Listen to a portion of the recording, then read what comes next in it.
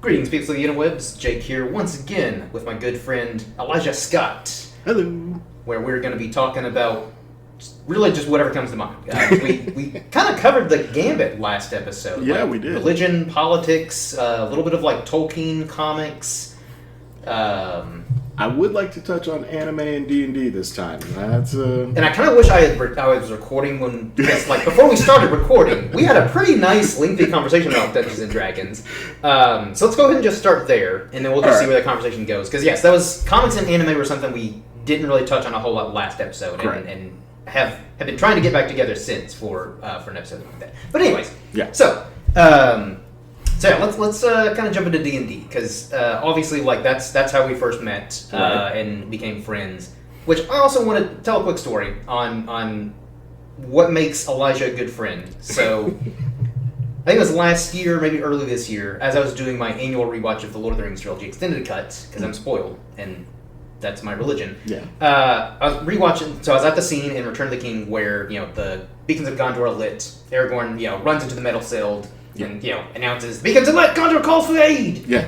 And so I was watching that scene, I was like, I'm going to post this on social media, I want to see who gets the reference, and I want to see how people respond to that. And you were the first one to respond within, like, maybe 5 minutes, with my favorite response, where you just said, "And Rohan will answer, 'What do you need, my brother?'" I was like, hell yeah! I remember that. I just was scrolling on Facebook, I was like, oh, okay. And immediately answered. I loved it. And I was just like, well, now I know all I gotta do to call for aid is just send you a message, Gondor calls for aid. I'm there. But I'll wait till you get here to be like, by the way, we're moving a couch. Okay, well, yeah, no problem. I'm glad I didn't go to the gym yesterday. I enjoy being able to help my friends, and if I see one of my friends like post something or send me a message saying that they need something, if it's in my power to give it to them, it costs so little of me, and it would mean the world to them. So why wouldn't I do it? Is my thought process. So it was greatly appreciated. Yeah, no worries. Again, you were the first one to respond, and with my favorite response. So again, just wanted to get a little bit of context for you listeners. If you haven't listened to the first episode, definitely check that out because again, tons of fun. That was, I think that might have been the longest episode I've done so far on the podcast because it went on for about almost 2 hours, like hour 40 minutes or something like that. 3 hours, like something like that. It was but I'm a talker, so yeah, exactly. Yeah. But yeah, so again, D&D is kind of how we first met through Eric, and so I guess like how did you first get into Dungeons and Dragons? Oh, okay. Originally got into Dungeons and Dragons back in the early to mid 90s, and this would have been like version 3? Yeah, 3.5. Okay. And I didn't actually get into D&D. My parents were still very much in like proponents of victims of the satanic panic kind of thing. So they didn't really want me doing D&D, Magic the Gathering, that kind of stuff, because it's just one of those, they didn't know enough about it, right? It wasn't so much that they were like, holy rollers or anything else like that. It was just, they didn't know enough about it. And all the information that they had was coming from the news, and all the news was bad at that time. So I do not blame them at all. I love my parents. They're the best. Shout out mom and dad. But then back in the early to mid 2000s is when I picked back up with it with 5e, and like kind of relearning the rules and stuff like that. Getting really, really familiar with the Player's Handbook, Dungeon Master's Guide, and the Monster Manual. Mostly because I was very interested in video game art and design, which is what I went to college for. I went to ITT Tech for video game art and design, and then they got rid of that program, so I just had to settle for an Associates of Applied Sciences degree. Sucks. Yeah. But I was looking to try and like model the monsters from the monster manual and stuff like that, and try to see if I could like program them to act the way that they do in according to the monster manual, or how I would perceive them to act and stuff like that, as part of like projects for school and stuff like that. Cool. So that's what got me back into it. And then after I met the woman who became my wife, I moved out here to where I'm currently living, and then I got a job where I met my one of my best friends in the world. His name's AJ, and he was telling me about Critical Role, who was getting really big and popular at that time, and how he wanted to play D&D and this, that, and the other. And I was like, I know how to do that. So I started running a game for him, and then and a group of our friends, and it's been... I feel like it's kind of weird how...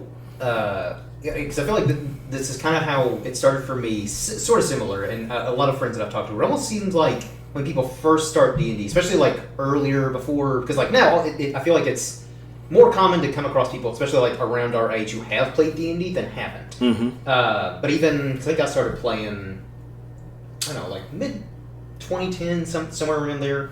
But it's almost like, is this kind of street, almost like you were doing a drug deal, where it's like, hey man, I'm gonna go roll some dice. It's like, roll some dice, you mean like Dungeons and Dragons? Yeah. It's kind of like, yeah.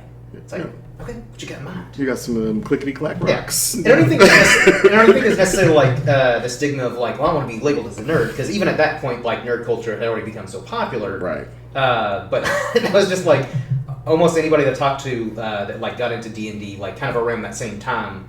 It wasn't just like they were like, oh, you know what, I want to start D&D. It was more just like they knew a friend of a friend or something like that. It was like, hey, you like fantasy, right? It's like, yeah. You ever role played? No. Want to role play? It's kind of like, give me the details. Like, what kind of role play we talking about here? Be careful who you ask that to.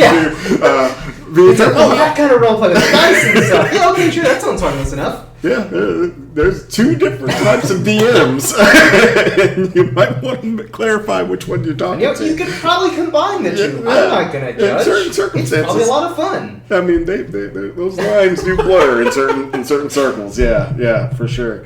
Oh man, I love that D&D and just tabletop role-playing games in general has exploded the way that it has. I give a lot of credit to Critical Role for the emerging popularity of D&D, and especially the most recent D&D movie. I love that movie so much. Yeah, Honor Among Thieves. It was excellently done.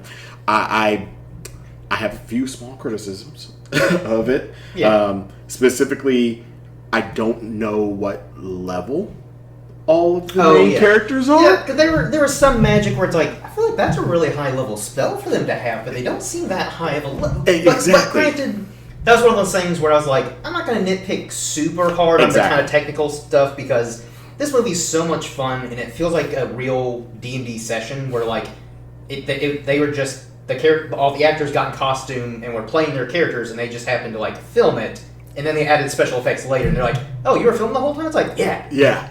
Like I kind of feel like it's definitely just a homebrew game that just went way off the rails. The two biggest things that I had with it were actually technically three, was the lack of spell casting that the bard did. Oh yeah, he didn't do any spell casting. I feel like you could somewhat interpret some of his abilities throughout the game as being spell casting,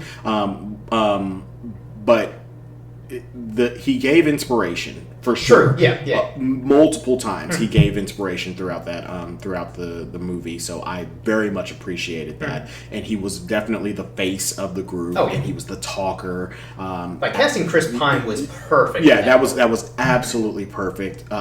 Would not have traded that for anything. I really wish they would have done the meme that went around of when people heard that they were making another D&D movie, which was, at some point, I was really hoping that one of the characters would die, and then in the very next scene, another character would show up played by the same actor or actress. Like, I was so hoping that would have happened, just because that is the most D&D thing that I can possibly think of that they just did not do in this movie. And I was like, oh man. Especially when you get super attached to a character you've played for a while and you don't, like, obviously you have to create a new character because they're dead, no way to bring them back, or at least at that time. So you're like, yeah, I'm just gonna create the same character, but they're their brother, named Smorg.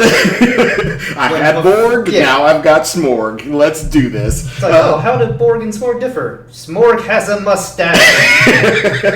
Everything else is the same. They're twins. Same character sheet, same level. Yeah. Let's keep rolling. Just erase Smorg and put in Smorg.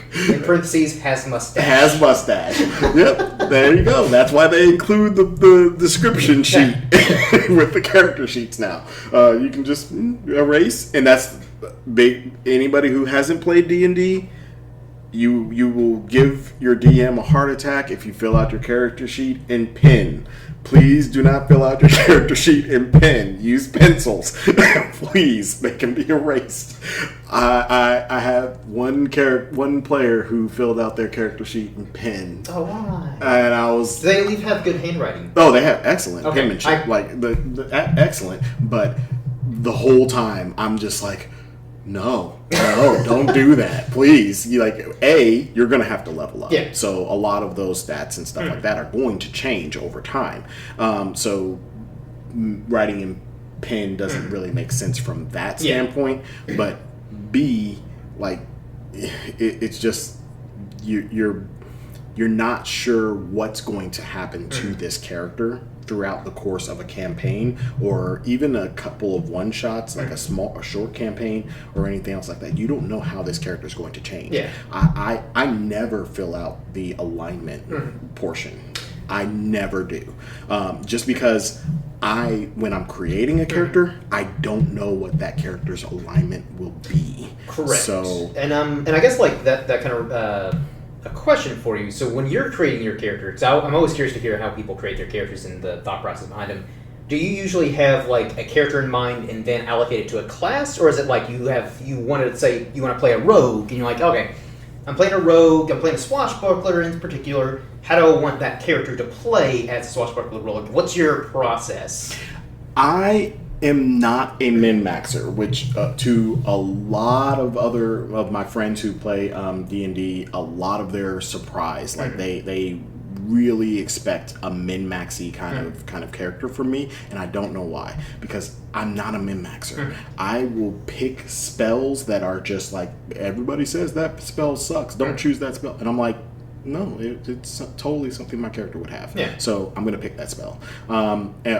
Or I will come up with that's the reason why warlocks are my favorite, my favorite class, is just because a lot of people just crap all over the warlocks for so many reasons, and I don't get it.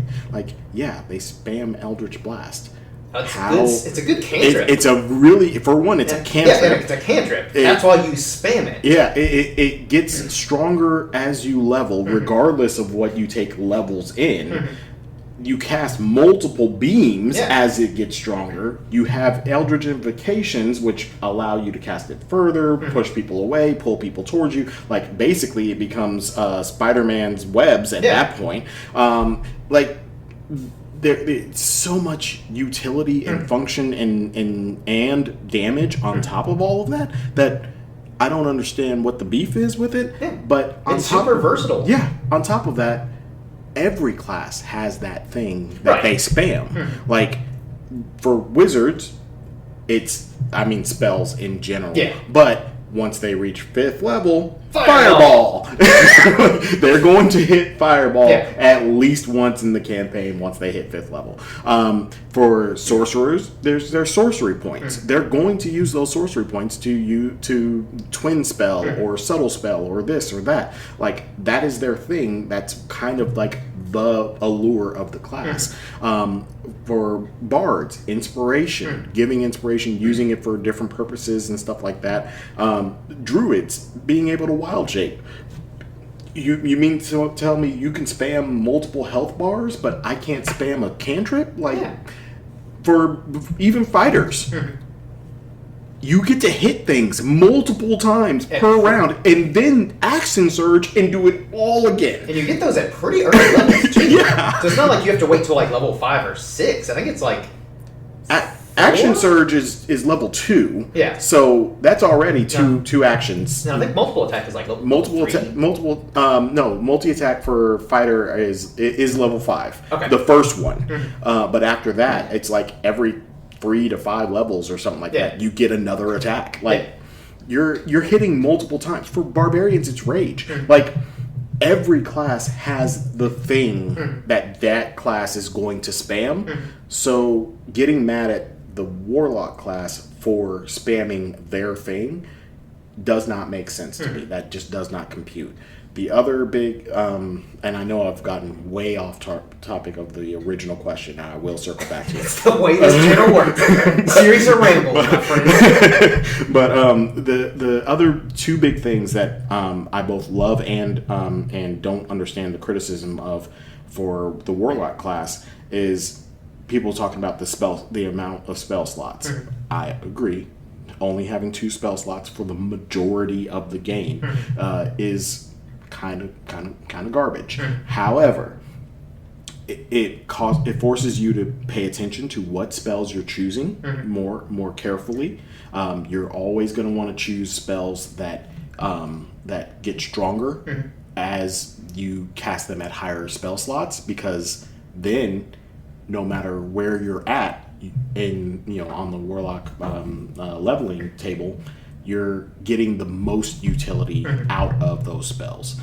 So that in itself is making you think a little bit more, which I enjoy doing about my characters. And then the last thing is, I don't understand. I enjoy the role play more. That's my favorite thing about D&D. Yeah, like combat story is all good. Yes, but I love getting into like the mindset of my characters and just, especially like playing characters who are complete opposite of me. Because playing myself would be so boring. I would never leave the first town because I'm just like, oh, that sounds scary. I've got a lot of anxiety, guys. Right. I am a simple farmer. Yeah. I've never left home. I have no reason to go on an adventure with you. There are things out there in the wild that will kill me in one hit. Thank you. I tend to play characters who are like loud, obnoxious, because I'm very introverted and kind of keep to myself unless like I'm around people I'm comfortable with or someone that initiates a conversation with me. Yeah. So I try to play people who are. But sometimes I think it's fun to play an asshole, because I like to think I'm a pretty nice guy and don't try to cause any drama, but sometimes playing a character, I'm like, hey, farmer, fuck you, stupid peasant. Yeah, and being able to express and explore different parts of your own personality that you don't get to do in your normal everyday life is wonderful. And the fact that the warlock subclass, or warlock class in general, comes with an NPC built into it, in the form of the patron, that you get to actually build a... If your DM obviously is okay with it, which I always try to talk to my DMs anytime I get to play as a character, and actually tell them, hey, I really want my patron to actually interact with my character. Like, I don't want my patron to just be the great old one who lives beyond the stars and never once interacts with my character. Like, well, then... Why are they my patron? Why am I not just getting my magic from the ether? Like, there should be a relationship there of some sort. Maybe the great old one doesn't know that I'm stealing their power. Maybe they're very vindictive towards me. Maybe they're antagonistic. Maybe they're just the archfey queen is just for some reason enamored with my character and is just always like, so you didn't text me back last night, like and just constantly like on the bed like it's Grease and in that scene in Grease with the legs like crisscrossing back and forth, like she's just constantly hounding my character. My character's just like, yeah, so guys, I got this girl. She's like always talking to me. Don't worry about it. She'll be fine. Or maybe it's a hag.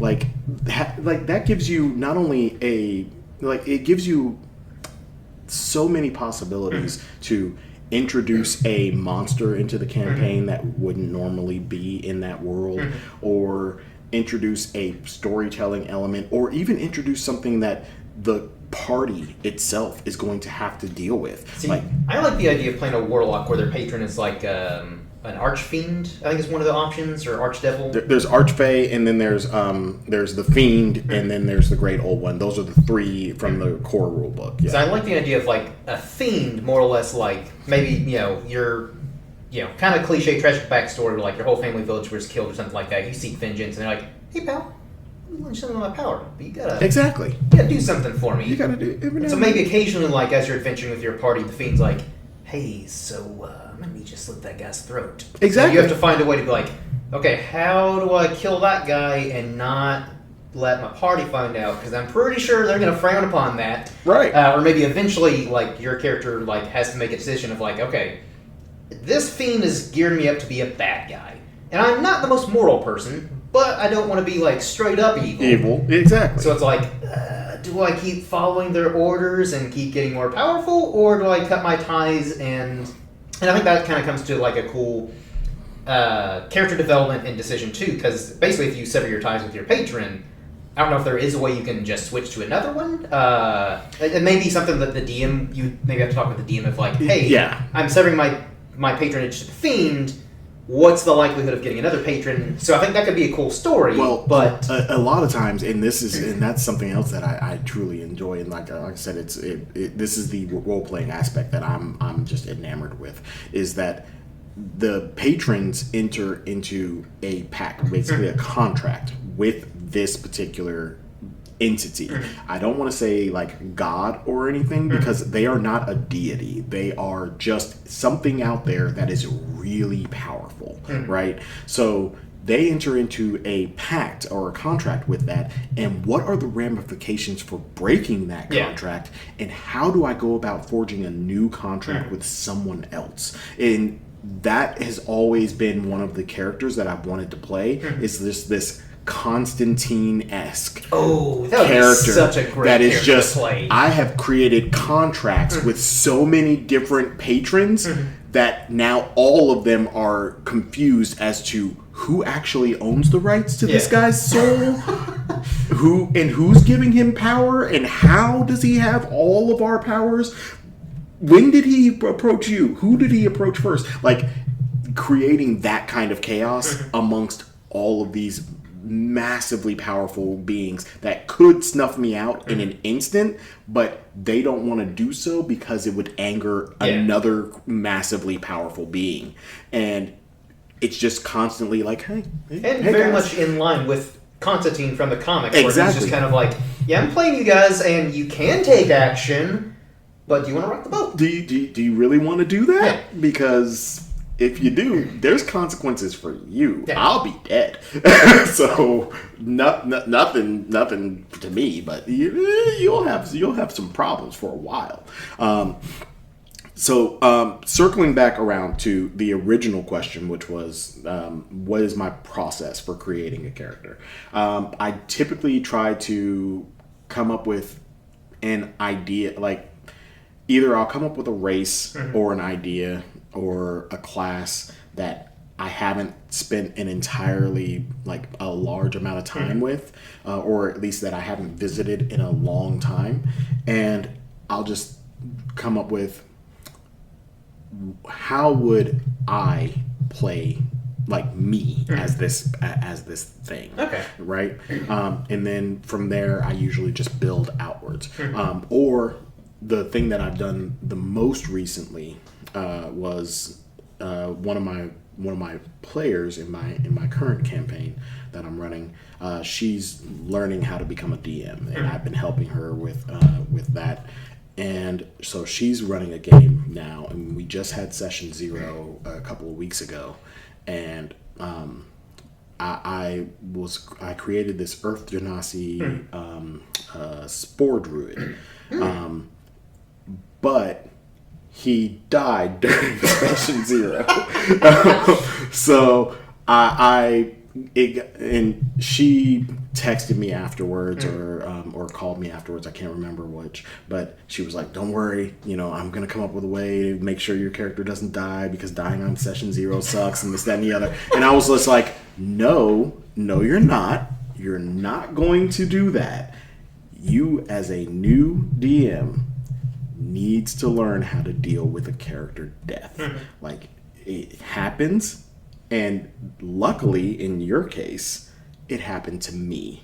So I can show the rest of the table how to deal with a character death as well. And it was session 0, so it's not like you're level 15, your character dies. It's I didn't have like a massive attachment to this character. Of course, I spent a little bit of time creating them. It still sucks when your character's not, regardless. But if it had to happen to anybody, and if it had to happen at any time, I'm glad that everything worked out the way that it did. Right. Because now I've done this thing where I've created this whole new character who is my original character's daughter. Oh, okay. And she is going to have to deal with loss and grief and all. Like, it's creating a motivation for the next character. Yeah.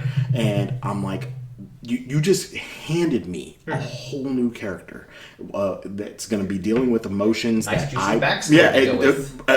backstory is in game. It's canon because all the players were there to witness this event, right? It's not like it's something that my parents died when I was 5 years old and now I'm like a 25-year-old man. Like, no, this little girl, her dad died in front of her, in front of all of you. And now she's going to have to deal with that.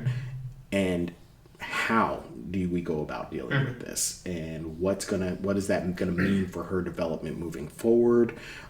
Like, she's young, so she hasn't had a chance to really mature or learn much about the world or anything else like that. So a lot of things she's going to be experiencing for the first time. So that's giving me an opportunity to explore that from a childlike perspective, and explore grief from a childlike perspective. Because I've had people in my life like pass away and stuff like that, but I didn't really know what that meant when I was a kid. Right. So now as an adult, I'm playing a child who's experiencing that, and I'm gonna have to see how they navigate it and how how does that affect them in their character. See, I'm always envious of because I love the times that I play with you at tables. I love all of your characters and your backstories because you really do go deep. I'm always envious of that because usually the way I create characters, I'll have an idea and then so like an example, a few years ago I played a Goliath fighter because I had the idea of a character that speaks very broken common.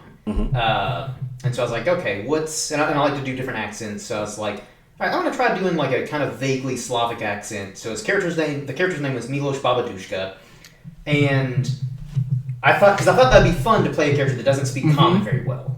And it's surprisingly hard to not speak English well, because you're trying to find out, okay, how do I convey this in a broken way but still comprehensible to the party. Still get the meaning across, right? Yeah. It's like when he first meets the other players, he was like, "Hello, I'm called Miloš Babaduška, and I'm been pleasure to have met at your faces."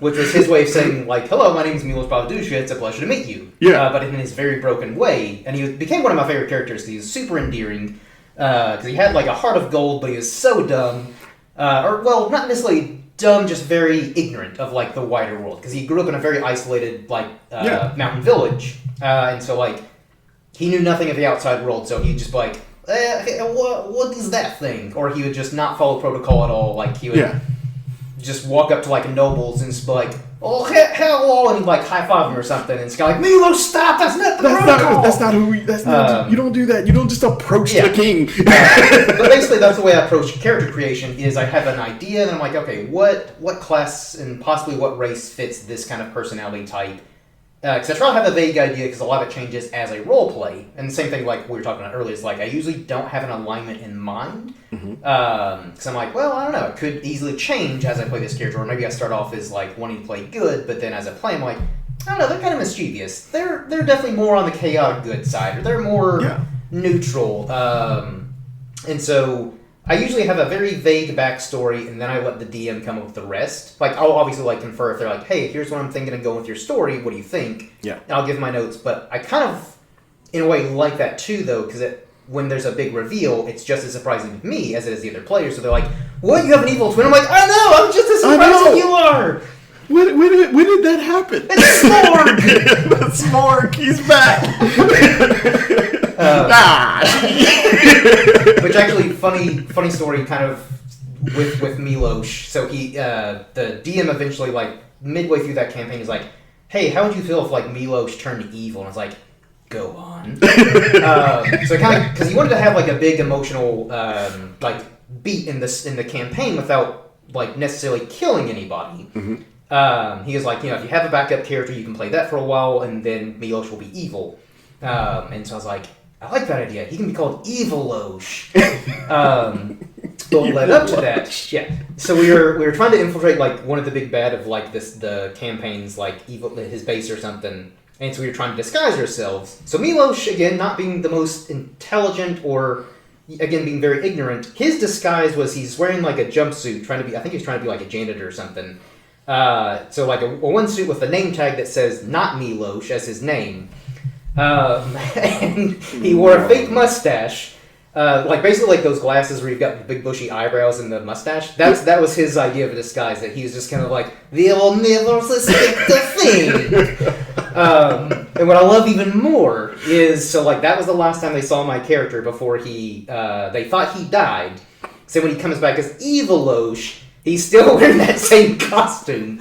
Because I brought that up to the DM when he comes up as Evil-Losh. He's like, hey, quick question. He's like, okay, sure. I'm like, so when we last saw Milos, he looked like this. Is he still wearing that outfit? And he's like, yes. So like, thank God. I love the fact that even now as Evil-Losh, he's wearing that same jumpsuit that says not Milos as his name and that ridiculous pair of glasses with the bushy eyebrows and mustache. I just want you to know, and listeners, you now know this as well, that you have just created a magic item for me that I will be introducing into my game. It is going to be a pair of glasses that have a permanent disguise self on them, and all they do is create an illusory big bushy eyebrows and a mustache. And that's it. That's all they do, and that's the disguise. But to see through it, it's like a DC 20. For some reason, it just always works. It's like the Superman thing. We're like, oh, it can't be Superman. Superman doesn't wear glasses. Yeah, so like, Superman doesn't. It's a good point. Yeah.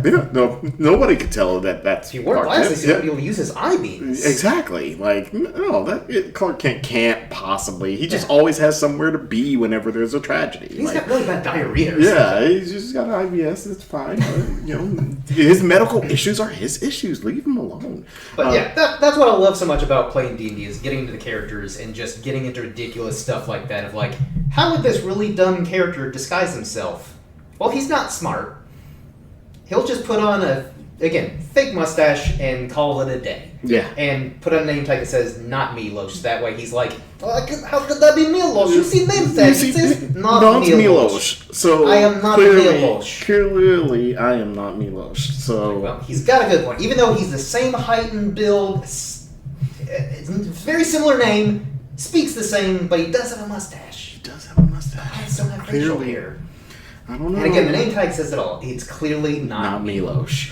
Like I love Milos. I want him to show up in every one of my games. I will gladly create that character because I had so much fun. If I ever go back into video game design and I create like a D&D style game, oh my God, Milos is just gonna be like Milos is gonna be a background character that just shows up in every village. He's gonna be like Deacon from Fallout 4. He just always, everywhere you go, you see him, but he's never gonna be acknowledged. Like, he's just there, and he's gonna be one, like, every now and then. Not Milos. No, not Milos. Not Milos. And you're gonna have to do the voice because I don't know if you've noticed, but I suck at voices. I wish I was so much better at it. I'm just not good at it. I think that's one of my only strengths with roleplay is because I like to play around with different accents. Because again, clearly I don't do a lot with the backstory. I'm just kind of like, that sounds like a fun character. Let's roll. Let's do it. And I see where it goes. Sometimes it works. Other times I'm like, I don't know. I feel like there's not enough. Because sometimes the downside is I feel like there's not enough backstory for my character to kind of draw off of like, why is my character here? What motivates them? What drives them to follow this particular group or just a group in general? Why are they adventuring? So sometimes that'll take me out of a character because then I'm like, hey, DM, give me like advice. How does this fit into your story? And other times I just can't figure out anything. I'm like, I think it's time to retire this character. Maybe I'll come back to him later, and I'm going to start a new character that I have a better idea, better understanding. Yeah. It has a little bit more motivation and reason to be here. Yeah, other than just like, this character's really fun to play, but that's about it. Yeah. Because that can still only go so far to where it's like, they're fun to play, but they don't really add a whole lot to the overall narrative. They don't really contribute a whole lot to the party other than like, they've got a few good jokes here and there where the party, the table laughs. They're like, ha ha ha, that was funny, your character, what they did. Anyways, moving on. Yeah, and that's something that I highly recommend in like every session 0. Every time we're doing character creation with a new player or something like that, I always try to tell them, be thinking about why is your character here and why they would be joining this group, right? Like, all of us as people have come to this table, any tabletop game, have come to the table to have a good time with friends, yes, but to play this game together, right? So you need, it is partially on you. Like, you can't put it all on the DM to force a reason for your character to be there. And if you can't come up with a reason for your character to be there, then as cool as that character concept might be, you might want to come up with a different character. Yeah. Because that character may be great in a post-apocalyptic game or in this game over here, but for this particular setting in this particular group in this particular time frame or homebrew world or already established D&D world or whatever, they may not fit. And that's okay. Yeah, and I think that's another thing too, is like sometimes like I've had ideas for characters and like, well, this doesn't really, I feel like they would conflict too much with like the way the other players play their characters.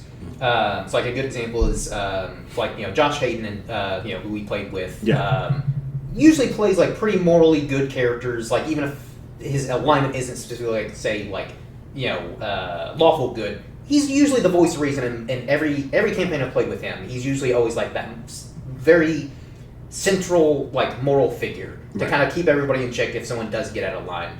But it's kind of fun though because briefly we were in a campaign where I was playing a Minotaur Paladin who is lawful evil, and so like he was just killing goblins because he's like, these goblins attacked us, they tried to kill us, so murder. Yeah. So his character was kind of like, hey, it's really not necessary to kill these guys. And he's kind of like, I'll consider it.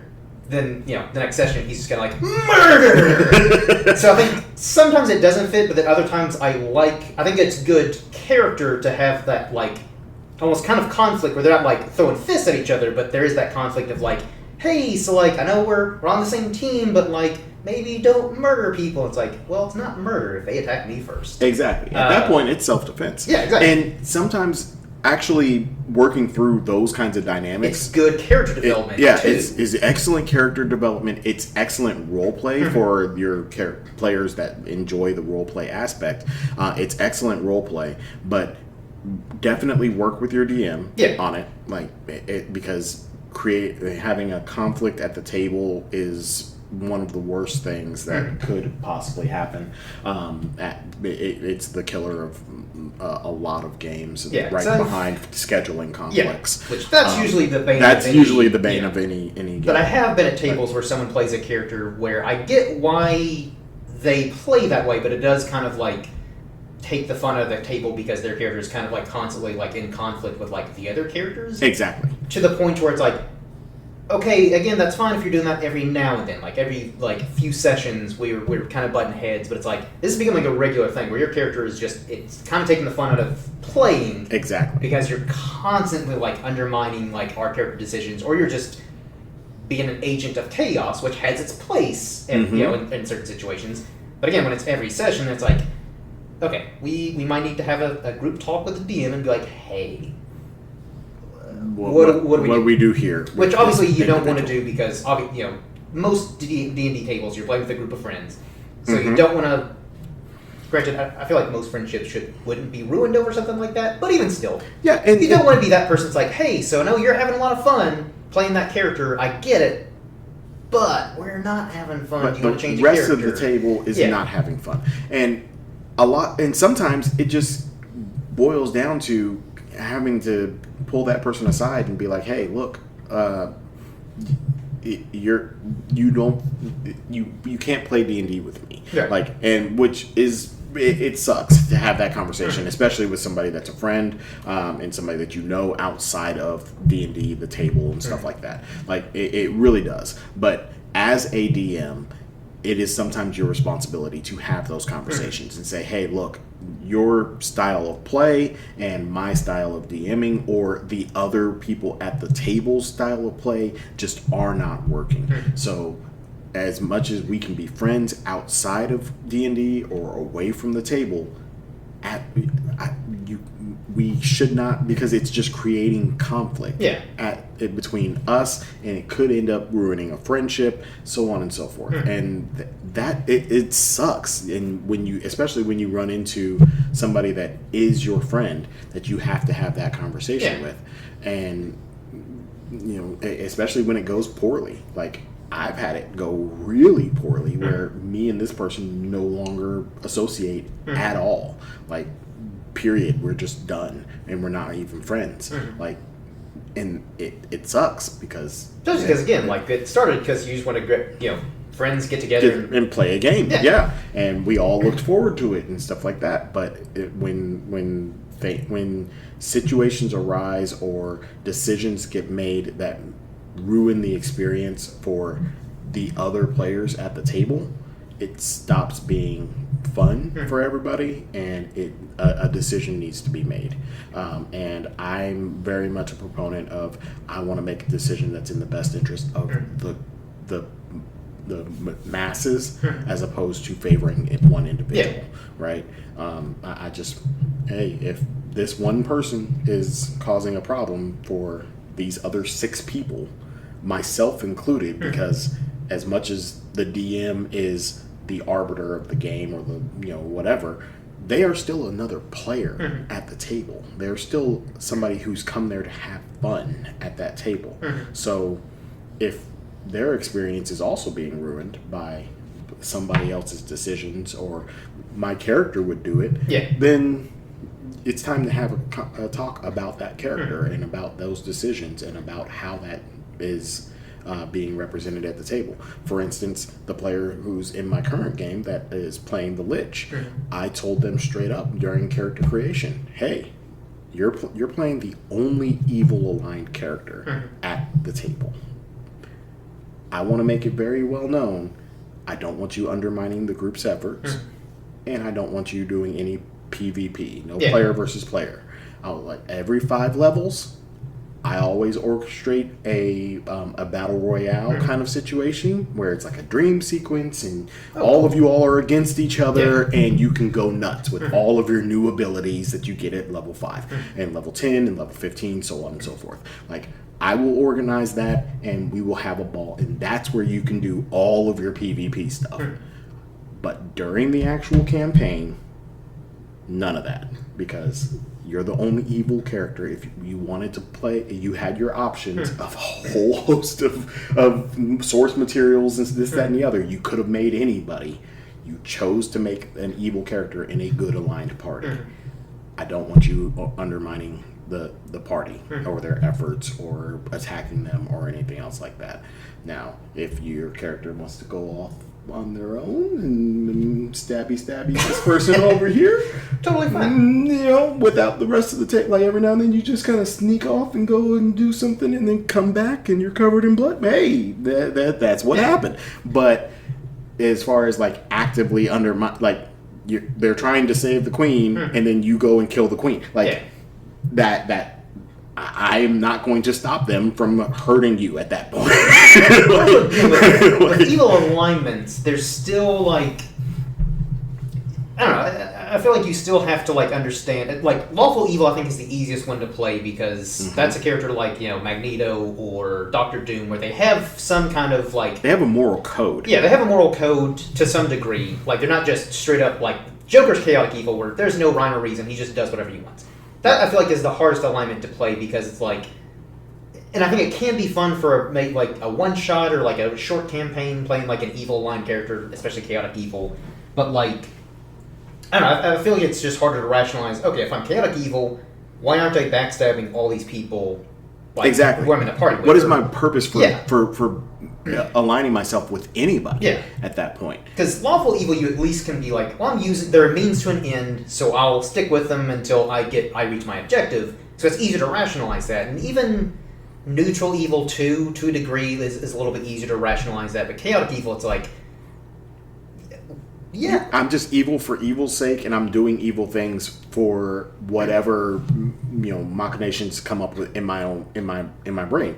And as much as I get that could be a fun character to play, it's also very difficult to do right. Yeah, and I think that's now again. That being said, that's the beauty of roleplay, though. Someone could find a great way to roleplay that alignment and fit well in a campaign, even if it's not an evil campaign. Yeah. It just comes to like the player, how creative you get, and how you want to do your backstory and stuff like that. But for me, it would take a lot of planning to create a chaotic evil character and play that for the long term. Like if it was a one shot, great. I'll watch the world burn. I'll probably set it on fire myself. Yeah. Or a short campaign, sure. I could probably see that going, or being a lot of fun. But long term campaign of like a year or two or more, it's like, nah. I feel like that character would have a very short lifespan. They would try to play like, oh, I'm a loving, supporting team member, and then eventually they're like, I'm bored.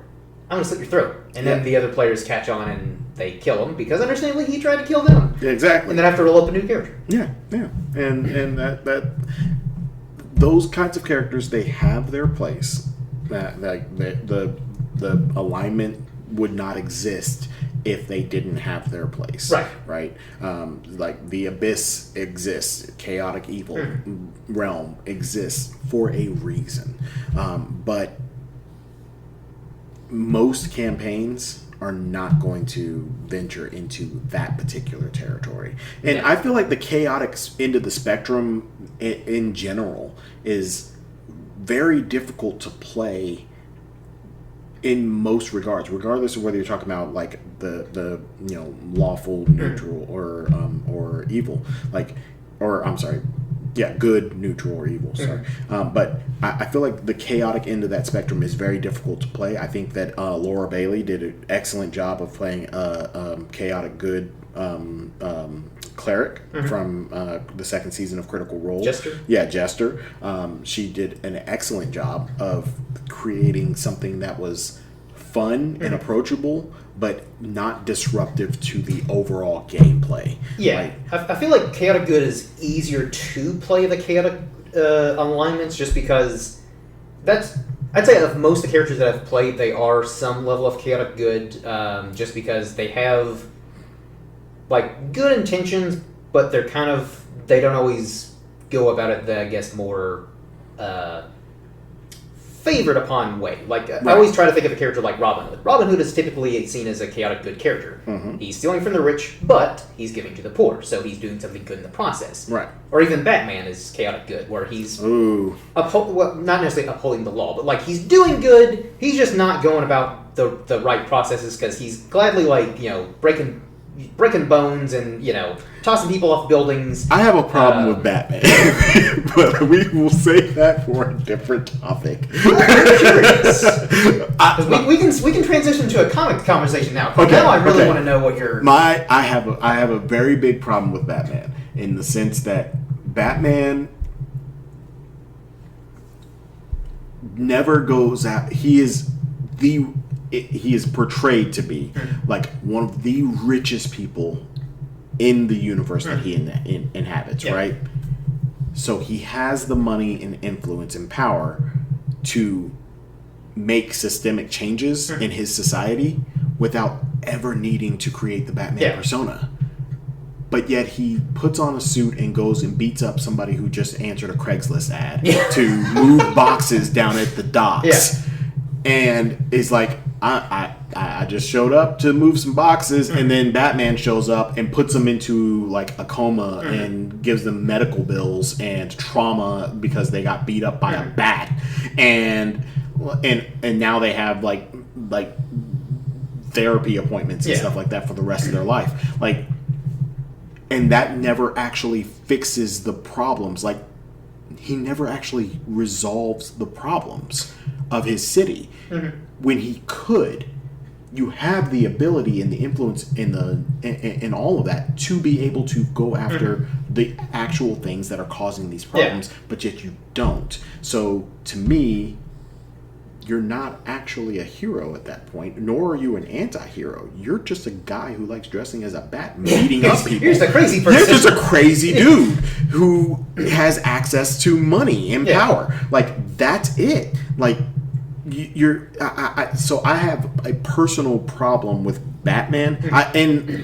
Granted, this problem has developed as I've gotten older and had more experience with like political systems and infrastructure and economic systems and stuff like that, and gotten wiser and more knowledgeable about these things. Like, I see that this person could make a positive influence, which is what they keep claiming that they want to do, and then they don't, despite having the means and everything to do so. So it's just like, I can't get with this person no more. Like, that's a fair criticism. Yeah, because I've never really thought about that. Yeah, but now that you've brought it up, I'm like, Batman's kind of shitty.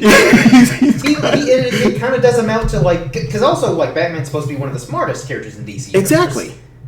And it is acknowledged that, like, yes, clearly the man has mental problems because he dresses up as a bat and beats people up, even for good reasons.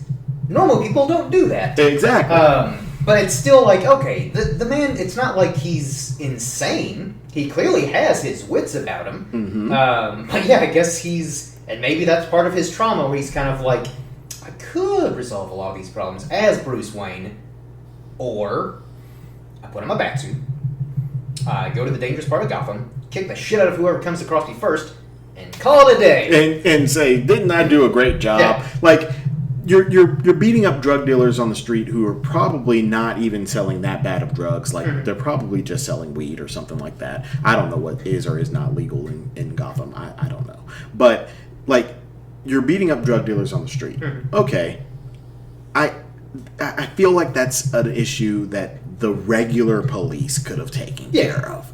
Like, did we really need a vigilante superhero-ish type figure using multi-millions of dollars worth of equipment to handle that? Or could we have just, hey, there's a tip line that was opened up and somebody put in an anonymous tip about this guy standing on the corner selling drugs to kids. Like, I feel like that could have resolved that problem. Like, so that's my ultimate problem with the Batman. Like, it's not that he's doesn't have any real superpowers, because honestly, I feel like he actually does.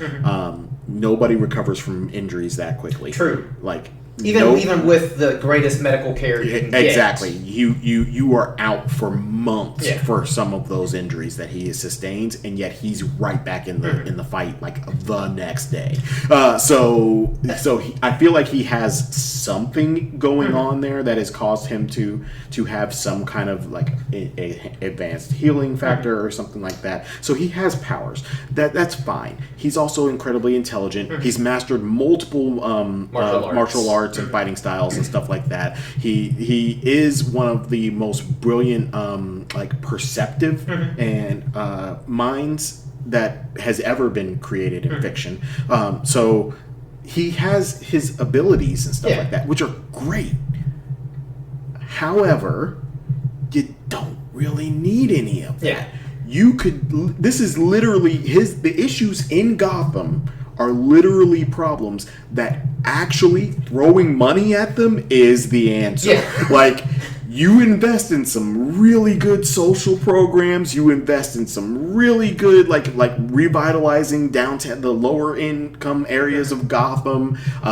Investing in the even like the policing and calling in some favors and having them root out the corruption in the police department in Gotham.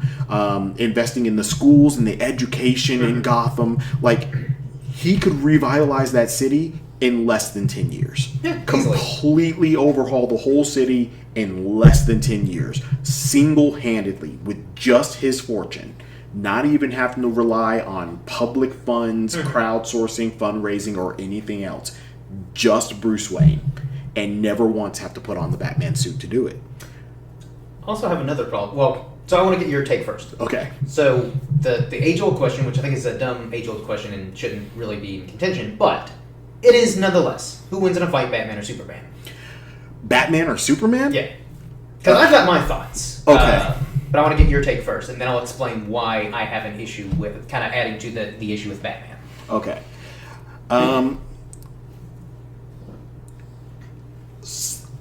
My initial thought is Superman wins. Agreed. Based solely off of Superman's powers. Exactly. Because I hate... Well, I get the argument that people are like, oh, well, Batman's prepared for everything. Right, but here's the thing. Here's what it comes down to. Batman has to prepare. Exactly. Superman can swoop down while Batman's taking a bath, eye him his face off, or freeze the bathtub. He's frozen solid. He's dead. Yes. Or Superman can swoop in, throw him into the sun. Dead. Can't plan for that. Yeah, like... So I hate when people are like, oh, Batman always wins because he's always prepared. Okay, if you put it in an algorithm, Batman could say, well, we'll say he could win 20% of the time against Superman. The other 70% of the time is Superman just not having to plan because he's Superman. He could throw a meteor down from space. Exactly. And kill Batman, or I-beam him from space. Just number of ways that he could just, the top of his head is like, I haven't used Frost Breath in a while. Hey, Bruce! Yeah, I haven't thrown the cellophane S from my chest from Superman. What was it? Superman 2? Yeah, Superman 2. I haven't thrown that in a while. Take that, Bruce! All your money can't get you out of this situation. What is it? Your shark repellent spray is it gonna deal with this cellophane S? Because even like Kryptonite unless you hit him in like the harder brain, that's not a one-hit KO. Yeah. Because in the Dark Knight Rises comic, he takes a direct hit from a nuke, then takes a hit from a kryptonite arrow from Green Arrow. Batman's in his mech suit, and there's that internal monologue where Superman's just beating him, and he's like, I've got internal bleeding, and he basically lists, all the stuff that Superman's taken, direct hit from a nuke, kryptonite arrow, and he's like, I've broken ribs, I've got internal bleeding, he is still yet to break a sweat. Yes. So it's like, even with Batman's planning, he's still getting the shit kicked out of him, and Superman's not even trying to kill him. Exactly. And on top of all of this, like, the part that really, really made me, like, even as a kid, like, or, young adult or whatever, I can't remember if it was in a comic or if it was one of the cartoons that had Superman in it. But there's a moment where Superman is at, like, the far end of the galaxy, right? He's left Earth, he's at the far end of the galaxy, but he gave Jimmy a watch that emits a supersonic frequency that only Superman can hear. And Jimmy's back on Earth at the Daily Planet. Something happens. Jimmy hits the button, and Superman heard it in the vacuum of space on the other side of the not just the other side of the planet, or I'm at the moon, or I'm at the sun. No, he left Earth, went to the other side of the galaxy, and could still hear what was happening on Earth. At that point, I'm just like, yeah, no. He is literally the strongest character in fiction. The only character, like, what I think the comic book other should than be Dr. as- Manhattan. Right. But Dr. Manhattan is But- basically a god. a very underrated character, and I think the only one who could actually go toe to toe with Superman on every level. Martian Manhunter. Martian Manhunter is a good one. Yeah. And Superman, I forget what comic it is, but he's even said that, like, I could count on one hand the amount of people that I would not want to fight. John Jones / Martian Manhunter was one of them. Because, and I think it's John Allstander's run, because Martian Manhunter's only had a few limited, like, solo runs. Solo runs, yeah. But, like, the one, I'm pretty sure it's John Allstander is his name, but he did a really good run. I think it was, like, the late 90s. But I think it was in that storyline where basically Martian Manhunter fuses with Mars. So it's like, if this man can fuse with an entire planet, what? And also he has very comparable powers to Superman. He can also turn invisible. He can turn intangible. So he could easily just take his hand, make it intangible, into Superman's head, make it tangible again, and then rip out. rip it out. Yeah. They both have. I think Martian Manhunter also has eye vision. He's also ridiculously powerful, like, again, physically powerful. And his only one weakness that I can think of is fire, and that's not even necessarily like a physical, because he can regenerate. Yeah. It's more of a psychological thing, because his whole family in Mars burnt down. So, that's a question you comic book readers need to be asking yourselves. Who wins in the fight, Martian Manhunter or Superman? Or Superman. Not Batman and Superman, See, Martian Manhunter and Superman. It also reminds me of this this meme that I saw the other day on which was who was it? It was Spider-Man, another character. I want to say it was Goku, but I'm not sure. And Danny Phantom, and they were all just kind of standing around. And Danny Phantom has his hand in both of their chests, and he's like, "At any point, I could just rip out your lungs and be done with this." Like, and it just kind of puts you into perspective as to, depending on what the person's abilities actually are. Any one of them could be the ultimate counter to a stronger opponent. Yeah, like, there's a lot of superheroes in both Marvel and DC where it's like, if you really get into science, like, as much science as you can apply, obviously. Right. But, like, if you really get into the science, like, that character is ridiculously OP. Yes. Because, again, Kitty Pryde, who can kind of do the same thing. Like, she can phase in and out of, like, matter. Or Lemillion from My Hero Academia. Yeah. Like, yeah.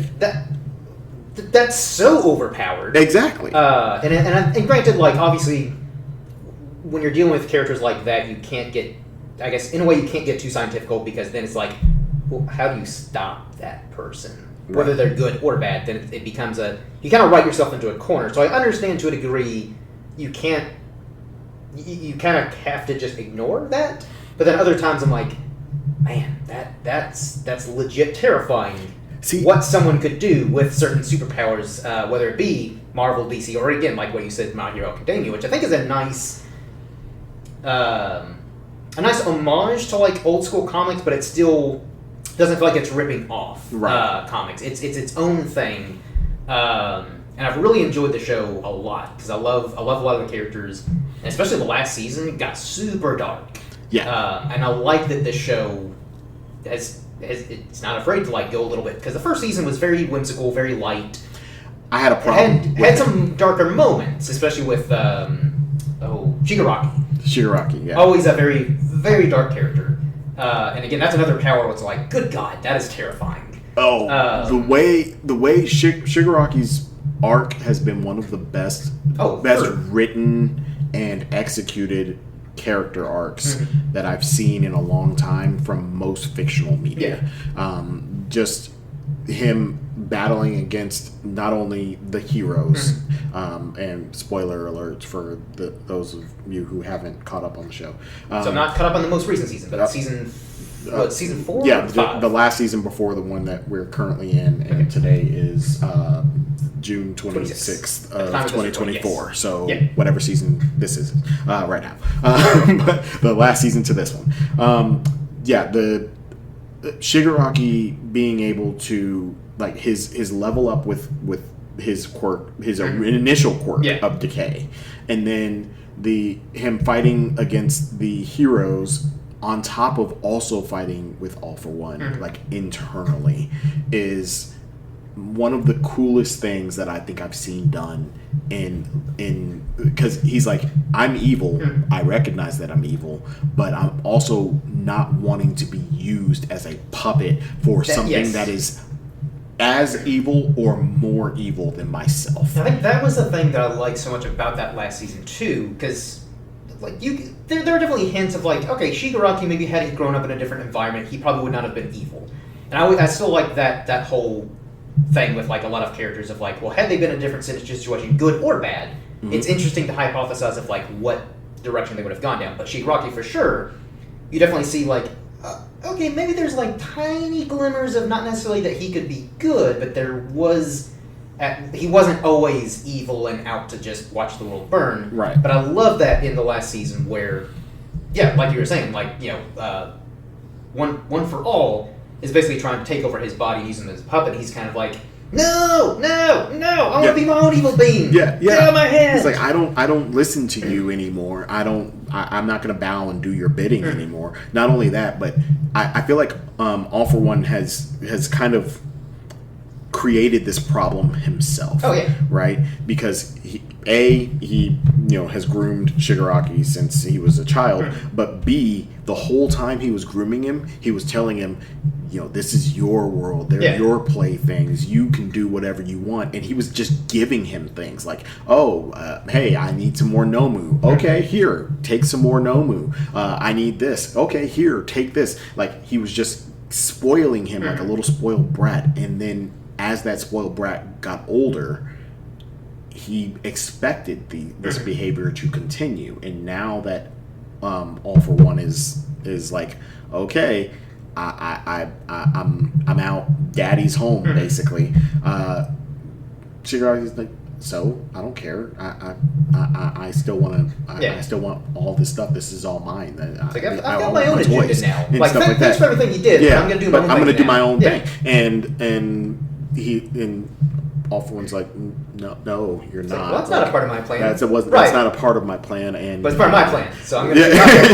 Do like, and that internal struggle is very interesting to see, and it's something, like I said, I haven't really seen much of it, because you usually see things only from the hero's perspective, or from the main character of the story's perspective, or whatever, in most forms of media, but you rarely see things from the villain's perspective. And like, it's that whole saying, like, hero or villain, it all depends on whose perspective you're looking at. Like, and a lot of that last season too was very focused on the villains. Yeah, you also had the two kind of rival villain factions, and it's like, this is kind of interesting, because I'm at like this point where it's like, of the villains, who do I root for the most? And I did like Shigaraki's little band of kind of misfits, because they do, again, they're evil, but they do have that kind of legit camaraderie between each other. Where the other faction, there was a little bit of that, but I feel like a lot of them were just like, we're villains because we're the bad guys. Because we do bad stuff. Yeah, we're the Liberation Front and stuff like that. Like, it felt more like a brainwashed cult than like a legitimate, like, hey, we're trying to actually change the world now for the better. No, but they at least. They're driven. They have like a goal, and they're like, "Hey, we're a small band of misfits, but we have the same agenda. We got each other's back through everything." Yeah, they became way more relatable as a group because of the fact that I think anybody who has ever been considered a misfit at some point in their life and has found that camaraderie in a group of other misfits can very much relate to Shigaraki's little, league of villains or whatever they were called. Like, that you can really, really relate to that of the world has shunned us, but these couple of people have my back no matter what. They accept me for who I am with all of my faults and everything else like that, and they have my back and I have theirs. Like, that kind of camaraderie is something that you usually only see the from hero the side. hero side. And My Hero Academia gave us an opportunity to see that from the villain's perspective, specifically with Twice and Toga, Himiko Toga. Like, those two together was seeing them bond and everything else like that, and stuff. And almost being kind of therapeutic for each other in a weird kind of way. Because normally you think two evil people who are clearly messed up, you're like, well, that's a recipe for disaster. But in a way, they kind of complemented each other and normalized each. Like they balanced each other out very well. Like, they really, really did. Like, not even on a quirk level or power. Just on an emotional human level. On a human level, they balanced each other out very, very well. And had they not been in the situation that they were in, I feel like they would have, like just like you were saying earlier, had they been brought up in different circumstances and still found each other, I feel like those two would have been really, really good, either good friends or a couple together. Like, I feel like they would have gone far being together as just regular people, like not needing quirks or anything else like that, just living their lives as regular people. I think that they would have been great. It just so happens that they ended up in the circumstances they were in and ended up in the circumstances that they were in. That's one of my favorite things about anime is I love that it can take essentially very tropey, like a genre like the superhero genre, sci-fi, whatever it may be, and still somehow find a way to make it feel very original. Like, again, My Hero Academia feels very, like, it doesn't feel like it's treading the same ground as, like, Marvel and DC are two big superhero publishers. They do, to some extent, but it still feels very fresh and unique. Yes. And something like a lot of other series that I've watched of all different genres. Like, I'm a sucker for a slice of life anime where there's no extra element, like there's no supernatural element to it, although I do like a slice of life for really any genre that has a pepper, like they pepper a little bit of something else in there, just for flair. Yeah. But I'm a sucker for like a slice of life anime where there's no villains, there's no like world-ending threats, it's just kind of like, oh man, am I going to pass that exam? It's like, am I going to pass that exam? Am I going to pass the exam? Please tell me they pass. I don't know why I get so invested. Because again, like, I don't know, I guess that's one thing I like too, is like, some of them aren't even necessarily the best written. Not to say they're bad. They're just they're kind of like my comfort food. Like how a lot of people, they like to throw in The Office or Parks and Rec while they clean the house or do whatever. That's slice of life anime for me, where I can just pop a slice of life anime on. If I forget it a week from now, in that moment, I'm like, oh, this is so humble and wholesome. Exactly. And I'm rooting for those characters because I can relate to them, or they're just a delight. Oh, speaking of comfort animes, yours is slice of life. Mine is the weird. I noticed it. I noticed it the last time that I was like cleaning the house, and I did it instinctively, and then I just stopped and was like, I should probably see a therapist, because mine is Attack on Titan. And interesting. I don't know why that is my comfort. Like, I put it on and it's just like for one, I'm watching a quasi-fascistic like government structure, which I don't necessarily agree with. Two, people are dying left and right. Like almost no one was safe in that. Like, now, obviously, I've seen the whole thing, so I know who doesn't. I haven't seen the last. What I don't know. The last season is confusing because it's like I remember when it first advertised, like, this is the last season, part 1. This is the last season, part 2, part 27. Part 3. Yeah. So I don't remember what last part I left off on. So eventually I'll finish it. Like, and I kind of have mixed feelings because a part of me is like, cool, I want this to keep going because I really like this show. But the other part is like, just end it already. Quit dragging this out. I need to finish this today, please. Yes. Quit telling me like, oh, this is for sure the last part. This is for sure the last thing. Until tomorrow. Yeah. Or not tomorrow, but like until next year. And then we have part 5.5 3/4 ending. It's like, what? Stop it! Yeah. Just have an ending and end it. Yeah, exactly.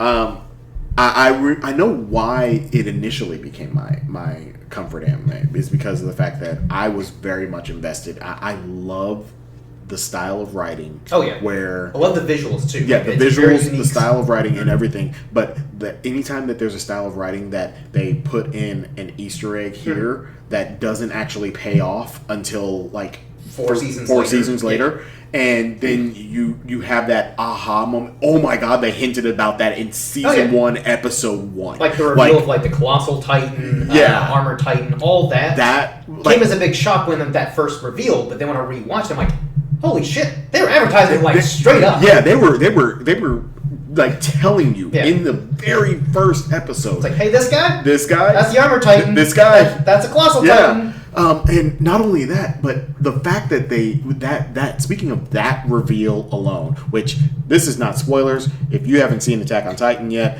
get on that shit. It's been out for a while. You've had chances. But Smorg. Smorg was the Attack on Titan. But yeah, the reveal, the way that they just like pulled Eren aside and they say it as the screen is panning away. So when they did that, and I heard him say, I'm the Armored Titan and he's the Colossal. I paused and was like, did I hear that correctly? Rewind, play again. What? I was like, oh, it's about to go down. That's probably because it was like a very kind of nonchalant, like, oh, by the way, Armored Titan, Colossal Titan, Like, it wasn't like a big, like, oh, I have a big secret, and then they turn into... And then they turn in, or anything else like that. It's just like, oh, by the way, I'm a Titan. Yeah. It was just the most subtle, but almost mind-blowing thing. Like you're saying when you pause it, you're like, that's a weird joke. Why are you saying... Because it just almost comes across as like a throwaway line, like, oh, we're Titans. It's like, shut up, Rhino, you stupid. Yeah. What are you talking about? Yeah. And then he keeps going. You're like, what? Wait. Hold on. And then how does this work? And then what is it? Bertold was like, right? Are we really doing this right now? And like that, when he said that, it was like that's confirmation. Yeah. Like, then you're like, what? No, you're not. No, you're not. Stop lying. And then of course you go back and you start like. You start noticing all of the weird things that these particular two have had going on this entire time. Especially when Ymir, and they're in that tower, and she's able to read the writing, and Reiner goes, "You can read that?" Like, because he's like, "I know what it says, and that is writing from my home world or homeland." So why do you know how to read it? And that's where he put it together that something's up with Ymir. Like she's a player in this. Like just that kind of writing is just phenomenal. That is so it always keeps you on your toes. Because again, it's one of those. It's a good writing where again that first season. Looking back now, it's like, oh my god, they were advertising it so blatantly. But at the time, you're so focused on like everything going on that you're like, what? Oh my god, what's going on? Like there's no like. I imagine sure there might have been some people who could have predicted that, but probably 90% of us were not as suspecting that like the Colossal Titan, the Armored Titan, the Annie was the female Titan. Well, okay. That was a little bit easier to... That was a little bit easier to predict. Because then it's kind of like, they do kind of look very similar. Yeah. She's giant now. Yeah. But at the same time, the fact that we used that logic for Annie, but we didn't use that logic for Bertold or Reiner, who both are just big versions of themselves. Yeah. Like Eren, his Attack Titan form... At least there's a noticeable difference in the facial structure, what he looks like, and everything else like that when he transforms. So what gave it away for me to remember, like, because I thought Eren was dead. Oh, really? Yeah, like I was like, oh my god, is this character legit dead? Because at the time I'm like, I don't see how he comes back from this. But then when I see that Titan and the way he started kicking that other one, I was like, oh shit. Because I remember like there's a flashback scene where Eren's like, beating up some kids who are picking on Armin. And the way he's like kicking him down, I was like, "Oh shit! Oh shit!" The way he did it, yeah. And I was just kind of like, see, now what's going on? Can anybody become a Titan? Are we all Titans? Another really big reveal moment that I noticed or whatever, and I had a couple of friends that don't even live in the state that I would like call and talk to about Attack on Titan, like as the seasons were going on, was when they got to the moment where they were exploring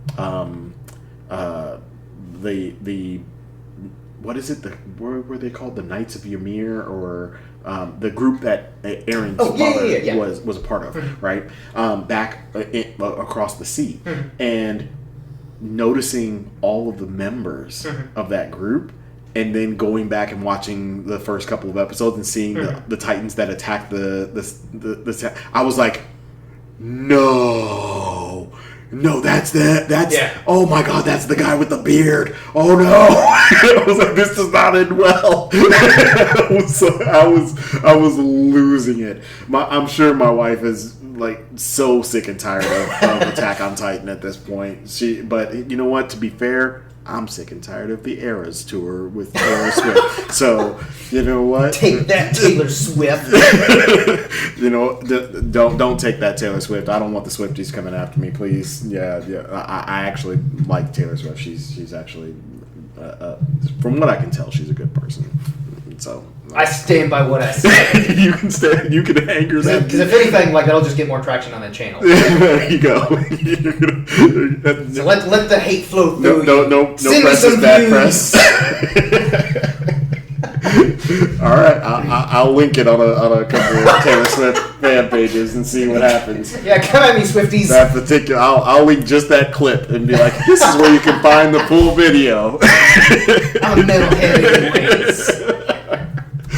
Oh, I would like to point out that I did not say that. I have no problems with the Taylor Swift. Elijah's an innocent party, but I said what I said. All right. I stand by it, damn it. Oh my gosh. No. Getting on to actual comics, though. I know that we're kind of mixing comics and anime and manga and but I feel like the stuff like that. General fan base, there's a lot of overlap. The two that are obviously really, really big and taking the anime world and the manga and mangaka, respectively, world by storm right now are Kaiju number 8. And, I haven't started that one yet, but it's on my list. Solo Leveling. That's another one that I've heard a lot of good things about, but I haven't started yet. Okay. Solo Leveling has consumed my freaking soul. Basically, I think it's because of the fact that when I watched the first like 2 or 3 episodes, and I was like, I don't understand how they're going to keep up this pace, right? Mainly because of the fact that I hadn't read the manga at that point. I went into it completely blind. I didn't even know what Solo Leveling was until I got on Crunchyroll one day and it was the banner, and I was like, love Crunchyroll. Yeah. Like, I honestly watch more anime on YouTube than I do like other media, like normal TV shows and movies. Yeah. But digress. Yeah. And I clicked on it, watched the first couple episodes, saw that one thing that was going around TikTok for the longest time of the statue that smiles really creepily. Like, I was like, oh, that's where people are getting this from. And that kind of got me even more interested in it. But I was like, I don't understand how they're going to keep up this pace. And once you watch it, I think you'll agree with that statement of the first 5 episodes or so. I just don't understand how they were planning on keeping up that pace. It's not until I immediately went out and bought the manga books and started reading through all of those and started realizing that there was more going on here than just what you initially see in the first season, that I was like, oh, that, like, the pacing has a reason. Like, there is a very serious reason for this. And just that alone made me realize that whoever the writer is, I haven't bothered to pay attention to who the writer was, but whoever the writer is, they've done something that hasn't really been done in anime, manga, or whatever in a long time, which is that's some high praise. Yeah, which is developing and executing a new-ish power system that hasn't really been expressed or explored. Like, yeah, people having powers or whatever, that's nothing new. Like, that's DC comics, that's Marvel comics, Action Comics, and all of that kind of stuff. Like, that's been there for a while. I'm the sole person who can do this or whatever. That's always also been there, but presented in this particular way with this subplot underneath it has somehow changed the way that power system is not only received by the viewer, but also has changed my perception of it, of the power system in general. I like when an anime or something like that can do that, where it takes like essentially like a kind of tried and true like formula of like different power systems and stuff like that, but it still finds a way to make it feel unique. Have you ever watched the anime Darker Than Black? I don't believe so. Okay, so is it on Crunchyroll? I'll have to double check, because I know I had initially watched it on Funimation. But anyway, so I guess in a way it kind of reminds me of that, because Darker Than Black, it's kind of a little bit of a darker, grittier, like sort of superhero story. Okay. But basically, like what makes it unique is so every individual has like their unique power.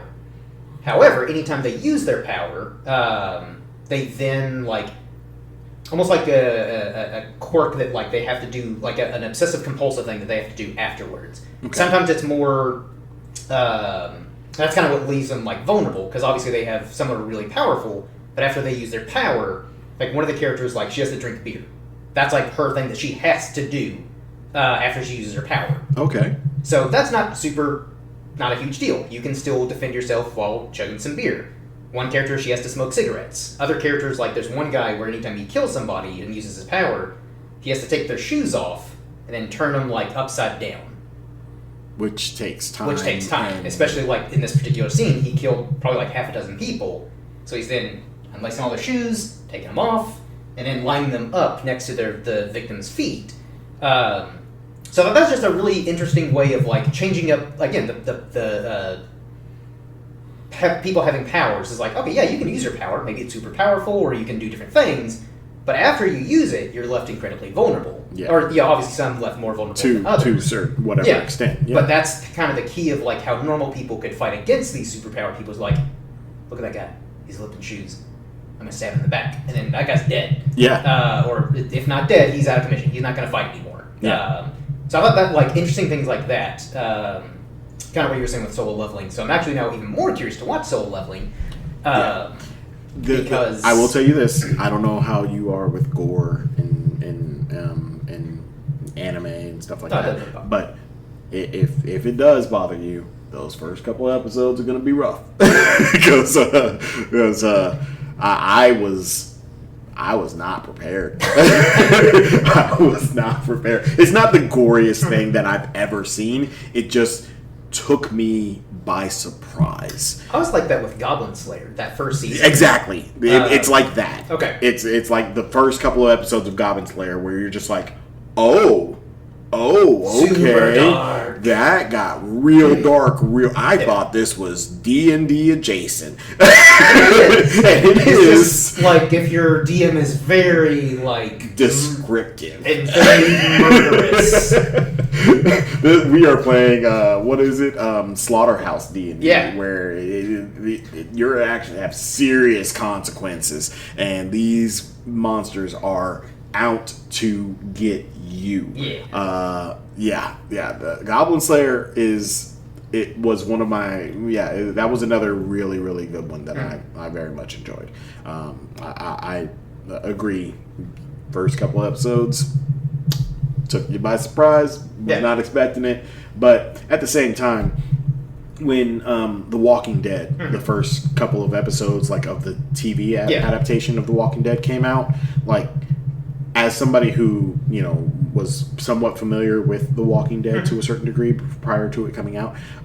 Like I knew kind of what to expect, so I wasn't taken as by surprise as a lot of my peers at that time. But a lot of my peers were just like the little scene of like them with the little girl. Oh yeah, carrying the doll, the stuffed animal or whatever. Like them seeing that for the first time really messed them up. Like they were just like, I can't believe. For one, they were like, I can't believe that this was shown on national television, not even like HBO or Showtime or anything else like that. It was like tame. Yeah, it was like TBS or something like that. AMC. Yeah. And they were just so surprised that this is what was shown. And just like you, I was like, they toned it down quite a bit. Yeah. They the Governor is like worse. The comics scale 10 out of 10. Movie or the show, he's still bad, but he's like, I don't know, a 7. So still very, very deplorable, very terrible. But he's not a 10 like he is in the comics. And for those of you who haven't watched The Walking Dead or have no intentions of watching The Walking Dead, it's the Thanos effect from comics to the MCU. In the comics, Thanos way worse than in the MCU. MCU heroes would not have survived comic book Thanos. Oh, no. Like, he would have wrecked the MCU heroes. Because he wrecked the characters in the comics. Yes! Like comic book Thanos, a beast. Absolute monster. I do agree with, and this might be controversial for the weeb heads or whatever, the comic book nerds and stuff like that. I do agree with Death Battles. Do you know Death Battle? I agree with their assessment of Thanos versus Darkseid. I actually I don't always agree with all of their rulings and stuff like that, even though they do way more research than I'm willing to do into these characters. But that one in particular, and it's nothing to do with me being a fan of Darkseid, because I'm also a fan of Thanos. It's just that I have a hard time with the thought process that a guy who exists within a universe, even with the Infinity Gauntlet, can defeat a guy who is his own universe. Like, Darkseid is his own reality. Like anytime that he sends one of his clones to Earth to fight Superman or something like that, it's literally just that. It's just another manifestation that he has sent to this universe to fight Superman. And he's one of the few characters that can actually put up a fight against Superman. Exactly. So even really powerful villains where you're like, oh man, Aquaman, he struggled with that guy, but it's like, Aquaman's powerful. He's one of my favorite DC characters too, for the record. He's my second favorite after Green Arrow. But I like Green Arrow. Yeah, love Green Arrow. But again, power scale is different. Superman can tow planets. So if there's someone who can put up a fight, like legit fight against Superman without holding back, so exactly. Like if you can go toe to toe with Superman, you get a special spot on the tier list for me. Like that's a little bit above S tier for me.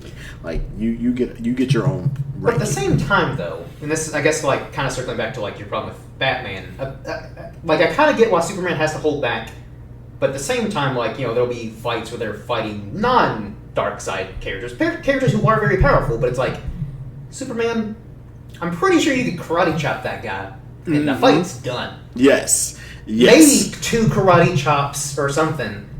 They're done. They are just done. Yeah. You could, and I get obviously for story purposes, Superman can't.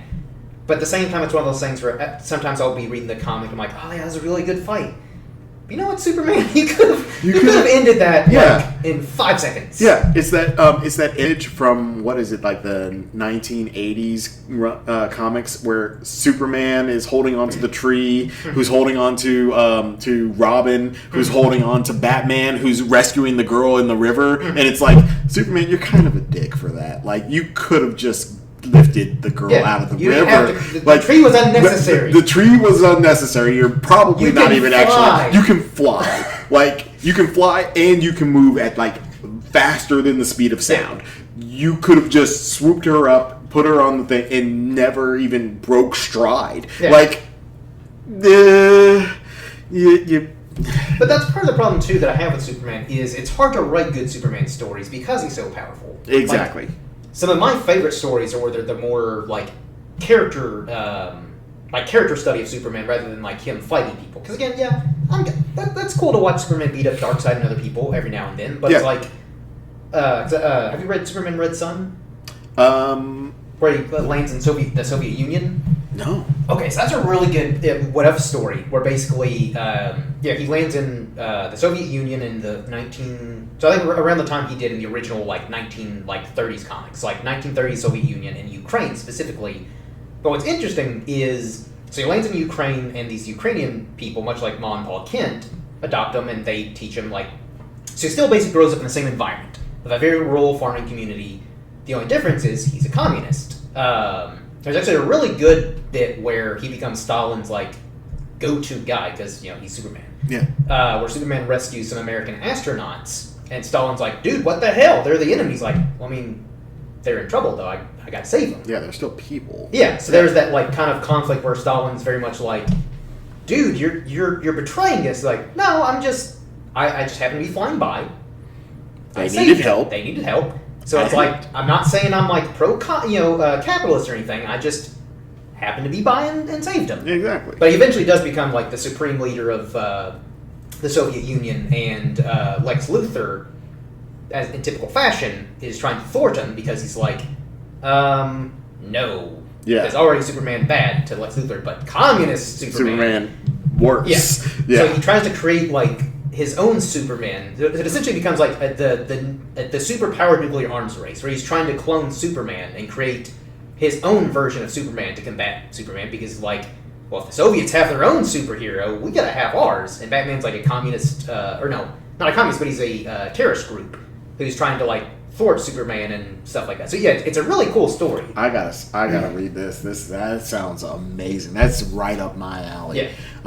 And something that you said about something that's a more of a character study on a character rather than something overpowered and stuff. Which is, I truly enjoy the fact that they have characters like Clint Barton and Black Widow, Nick Fury, characters like that, who everybody, especially in the MCU, with the explosion of the popularity of the MCU, people were just like, well, why are they even there? Why are they even there? And I'm just like, because they represent us. Yeah.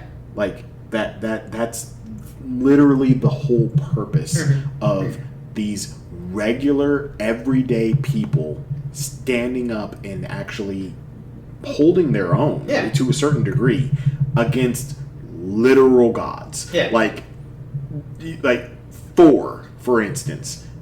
The fact that any of them would ever think to, but beyond Tony, I guess, or Steve Rogers, the fact that any of them would just be like, "Oh yeah, I'm good enough to go toe to toe with Thor." Yeah.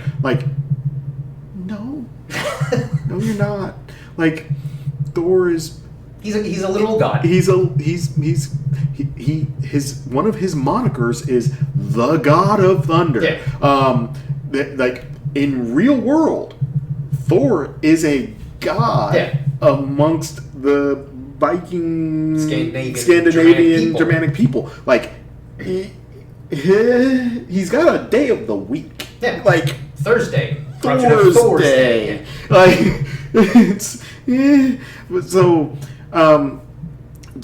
but I love stories about people like Clint Barton, specifically Hawkeye, because of the fact that when I was learning more about the actual Avengers and stuff like that, and I was specifically learning about Hawkeye, just a lot of the cool things that particular character has done and has overcome,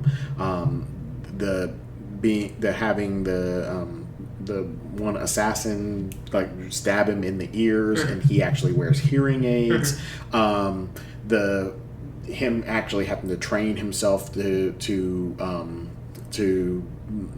be able to hold his own against actually training with Steve Rogers. Like I now realize my current fighting style and training to this point is not sufficient. I need to learn more. So he goes to Steve Rogers and learns how to do hand-to-hand combat. He goes to he's obviously friends with Black Widow, so he learns espionage and stuff like that. Like he expands his skill set to become more of an asset to the team, and he also embodies what we as humans would be to that team, like with all of our combined skill sets and stuff like that. Like being able to see the story through this individual's eyes encapsulates what we would bring to that kind of a team. And I really, really enjoyed stuff like that. Like a regular person being able to train themselves up to actually overcome these limits and become and that's one thing that I've always loved about Marvel characters, whether they be the superpowered ones like a Thor or even the street level ones like Spider-Man, is Marvel characters overall are a lot more relatable, because a lot of the characters are essentially, even the Thor, the gods, they're trying to be human, whereas DC on the other hand, they essentially are gods, even though they aren't gods. But Superman, he's basically a god. Wonder Woman is a demigod. Yeah. She actually is. Martian Manhunter. Yeah. He's technically an alien, but then again, the same thing can be said about Superman. Yeah. He's also an alien. So you can't really, if you're going to give God status to one, you kind of have to give God status to the other, because they're, as we've already established, they're both kind of on the same playing field. Same thing when I'm looking up here at your poster on the wall, and the Flash is absolutely insane. Literally outran death. Yeah, he's so fast. In the comics. Okay, can't talk about comics without talking about X-Men. Me personally, I can't talk about comics without talking about X-Men, mainly because of the fact that the X-Men are by far one of the best written superhero teams that I've ever encountered in all of media. Because a lot of the times it's not so much that they are. I guess it's because of the fact that it hits so home with the dichotomy of Charles Magneto or Charles Xavier versus Eric Lyncher Magneto. Those two different ideologies, they both want the same thing, and they respect each other immensely. But they have very different ways of seeing the world and realizing how we're going to achieve this goal. And I know that the inspiration for that was taken from Martin Luther King Jr. and Malcolm X. One was very much by any means necessary, and the other one's hey, we should develop relationships and do this in a peaceful manner through diplomacy and stuff like that, and policy decisions and stuff. But just knowing what I know about what the creation process of that particular line of comics, as well as the powers that those characters had, the way that they expressed themselves, the issues that they had to face beyond just the existential. A lot of it was personal demons that they had to overcome. Personal problems that they ended up having. Yeah, and I think that was one of the things too that I agree with that makes them so compelling when you're reading the comics. Is again, obviously, if they're fighting the Brotherhood of Evil Mutants, or if they're fighting Apocalypse, cool beans. I like to see Wolverine slash some Sentinels up. I like to see Rogue beat people up. But I also like it when they're telling the human stories of, even the X-Men, when they're doing good, there's still all the hatred and stuff like that coming from the public who are like, hey, thanks for saving us from the alien invasion, but fuck you guys, you're different. Yeah, you're different, so I don't like you. It's like, but I just saved you. Yeah. Like, and that also is a reflection of real life to a lot of extent. Oh, yeah. Like, no matter what you do for some people, you're not going to be good enough for them. I mean, and that's just a reality of life, and it sucks. It's a very harsh reality, and it is just absolutely terrible and mind-blowing in my opinion. But it's the truth.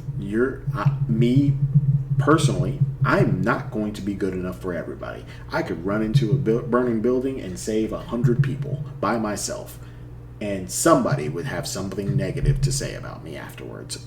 It's just the way that it is. Then I will counter them. It's like, well, you know what? He responded to my call for help. I lit the beacons. He was the first one to show up. First one there. Like, absolutely. He didn't let the Westfold fall. No, he was there from day The one. realm of men will forever stand so long as I draw breath. Exactly. Absolutely. No, it's just, and I really, really enjoy that. Now, I have a question. Seeing as how we're already on the topic of X-Men, hero or villain, who's your favorite X-Men? Ooh, that's tough. Who and why? I mean, I've always loved Wolverine, but I feel like that's too basic. But part of the reason why I like Wolverine so much is I like the fact that Wolverine's like the same height as me. Like, Wolverine's short. He's a short, stocky guy. Yeah. He's like 5'3". So I've got 2 inches on him. Comic Wolverine, not obviously Hugh Jackman. Yeah. Hugh Jackman's massive. Yeah. But I like the fact that like they intentionally, and also because Wolverines are very savage creatures. They're small, but like they'll pick a fight with bears if they have to. Mm-hmm. So I like that. I guess that's.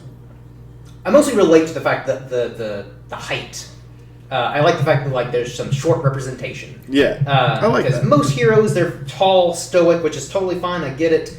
But then obviously I love Magneto. He's such a compelling character because you totally understand where he's coming from. And I think we talked about this the last time you were here. It's like, I don't necessarily disagree with him. He has every right to dislike humanity because he saw the worst in humanity. Yes, absolutely. So, it's like, I don't condone what he's doing, but I also don't entirely disagree. Yeah. So it is that like kind of conflict of that character is I can't really label him as a straight up villain. Yeah. He's not, in my opinion. It's the Eric Killmonger before Eric Killmonger. Yeah. In the first Black Panther movie. It's just like, is this guy really the bad guy? This guy's saying a lot of things that make sense. He's saying so much that makes sense. I'm having a really difficult time rooting against him. And again, that's the thing too with Charles too, is he totally gets it too. Yeah. But he still has that like unyielding loyalty to where it's like, I hope that eventually I can reach him and that he'll understand, like he'll throw all his hatred away because obviously as understandable as his hatred is, you can't carry that kind of baggage, regardless of what you've been through, because that just leads you down a dark path, fictional or otherwise. So that's one thing that I always loved about that, the dynamic of those two characters, and why I find Magneto such a compelling character, is because it's like, yeah, he's so fascinating, he's so nuanced and complex. Yeah. And then also, like, Rogue, I think, is another character that I've always liked, just because she can't physically be close to anybody because then she just harms them. She causes pain. Or possibly even could kill them. Yeah. So it's always like, she's one of those characters that's always like, man, like, I really feel for you, and I want the best for you, but at the same time, like, I don't know, like, because even though X-Men Last Stand was not a good movie, I got why Rogue wanted to get the cure, because she's like, I want to be able to like hold hands with somebody. I want to be able to hug them and not physically harm them. So I'm like, I get it. I don't judge you. I can't judge you for that. I think they did a really great job, even though, yeah, you're right, it wasn't the best of movies. They did a really great job of portraying that aspect of that movie. Of a lot of the other mutants were very much against the mutant cure and everything else like that, because their powers and the way that they manifested didn't have the same ramifications or repercussions that rogues had. And again, they can still have happy relations, both friendship, exactly, romantic relations with people, regardless of whether they got claws sticking out of their hands or you're Storm and you can manifest weather at will, which, God, Storm's such a cool character. Storm is one of the most OP characters in... Again, that's another character where it's like, she's so powerful. Ridiculously powerful. Have you seen X-Men 97? I haven't started 97 yet. Oh. Because to be fully honest, I'm a little burnt out with Marvel. No, that's even though I know X-Men 97 is separate from the MCU, just I need to take a break from Marvel because like so many of the most recent MCU movies and shows, in my opinion, have not been well written. Mm-hmm. And as a writer myself, that infuriates me to no end. That in general, like if I watch a movie or show that's poorly written. But it's worse when it's something like Marvel or Star Wars. I can't keep dealing with poorly written stuff of my beloved franchises. It's like... Exactly. You have source material to work from. You have source material to work from. Also, again, I know writing's not the easiest thing. It's not as easy as it looks. But my God, there's so many dumb things that happen in like some of the Marvel movies and Star Wars shows and movies, and I'm just like, who greenlit this? Yeah. Who let this happen? Why did you allow this to happen? How did this ever leave the cutting room floor? Yeah. Like, what happened? Where was the discussion?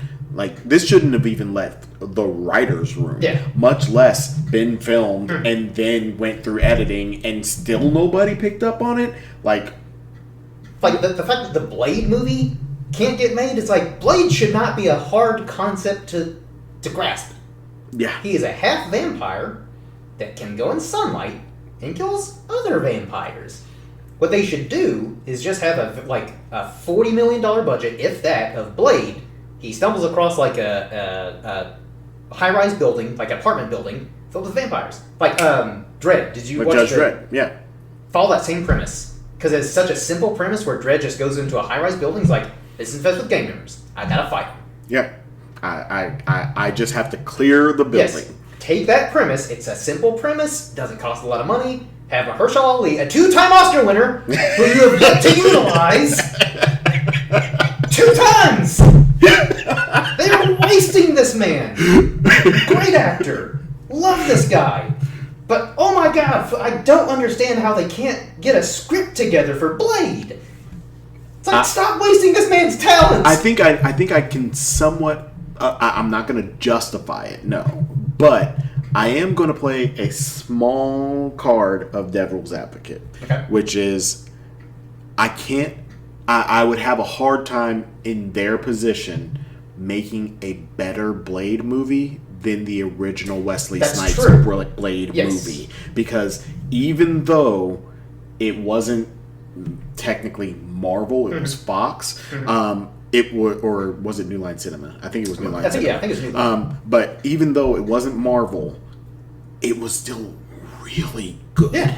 Like, it was just really good. It was everything that you really wanted from a Blade. And that first Blade movie, that's really what kicked off the craze for superhero movies, because that came out before Spider-Man, that came out before X-Men, and it was rated R too. Yes. And it showed that like you can do a good rated R superhero or comic book movie. Because I know when Deadpool was announced as rated R, people were like, but are people going to turn out for a rated R movie? It's like, Blade exists. 98. Yes. 1998 came out, was success. It has had 2 movies subsequently. Exactly. And was really successful in its day. And to this day, Those I first can two movies are great. I can watch a Blade movie and be perfectly content. Even today, Stephen Dorff did a great job. Wesley Snipes did a great job. What was who's the guy who played Whistler? Oh shit! What is his name? I for the life of me, Chris Christopherson. Chris Christopherson did an excellent job. It was just a really well written and well executed movie. It found that nice balance of it took itself seriously enough, but it wasn't. Because I feel like that movie could have easily come off as just like a cheesy, like campy vampire film, which would have been fine. Like I think it still has, it would have had its entertainment value. Yeah, but it wouldn't have become the pop cultural hit that it did, because it was, again, they took the source material seriously. They weren't trying to be like, oh, is comic book stuff too nerdy? Is it too niche? They were like, we're gonna make a kick-ass vampire movie with Wesley Snipes, and people are gonna love it. Yes, and I think that paying attention to the source material, I think, is one of those things that I really wish Hollywood would really like zone in on it. And sometimes they do really well. Well, I think I wish they would zone in on a lot more. Like all the time? Well, yeah, basically. I agree. Because look at the most recent one, Fallout, the Amazon Prime show.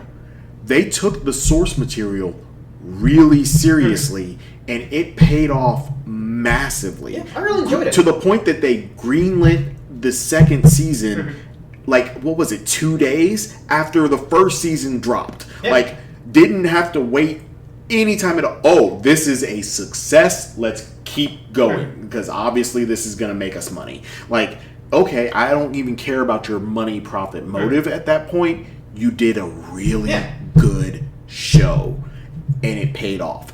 The other one that I very much enjoyed was the first and second seasons of it was just one season of The Punisher on Netflix. So they did 2 seasons, but he showed up in Daredevil season 2, and then he got Punisher season 1.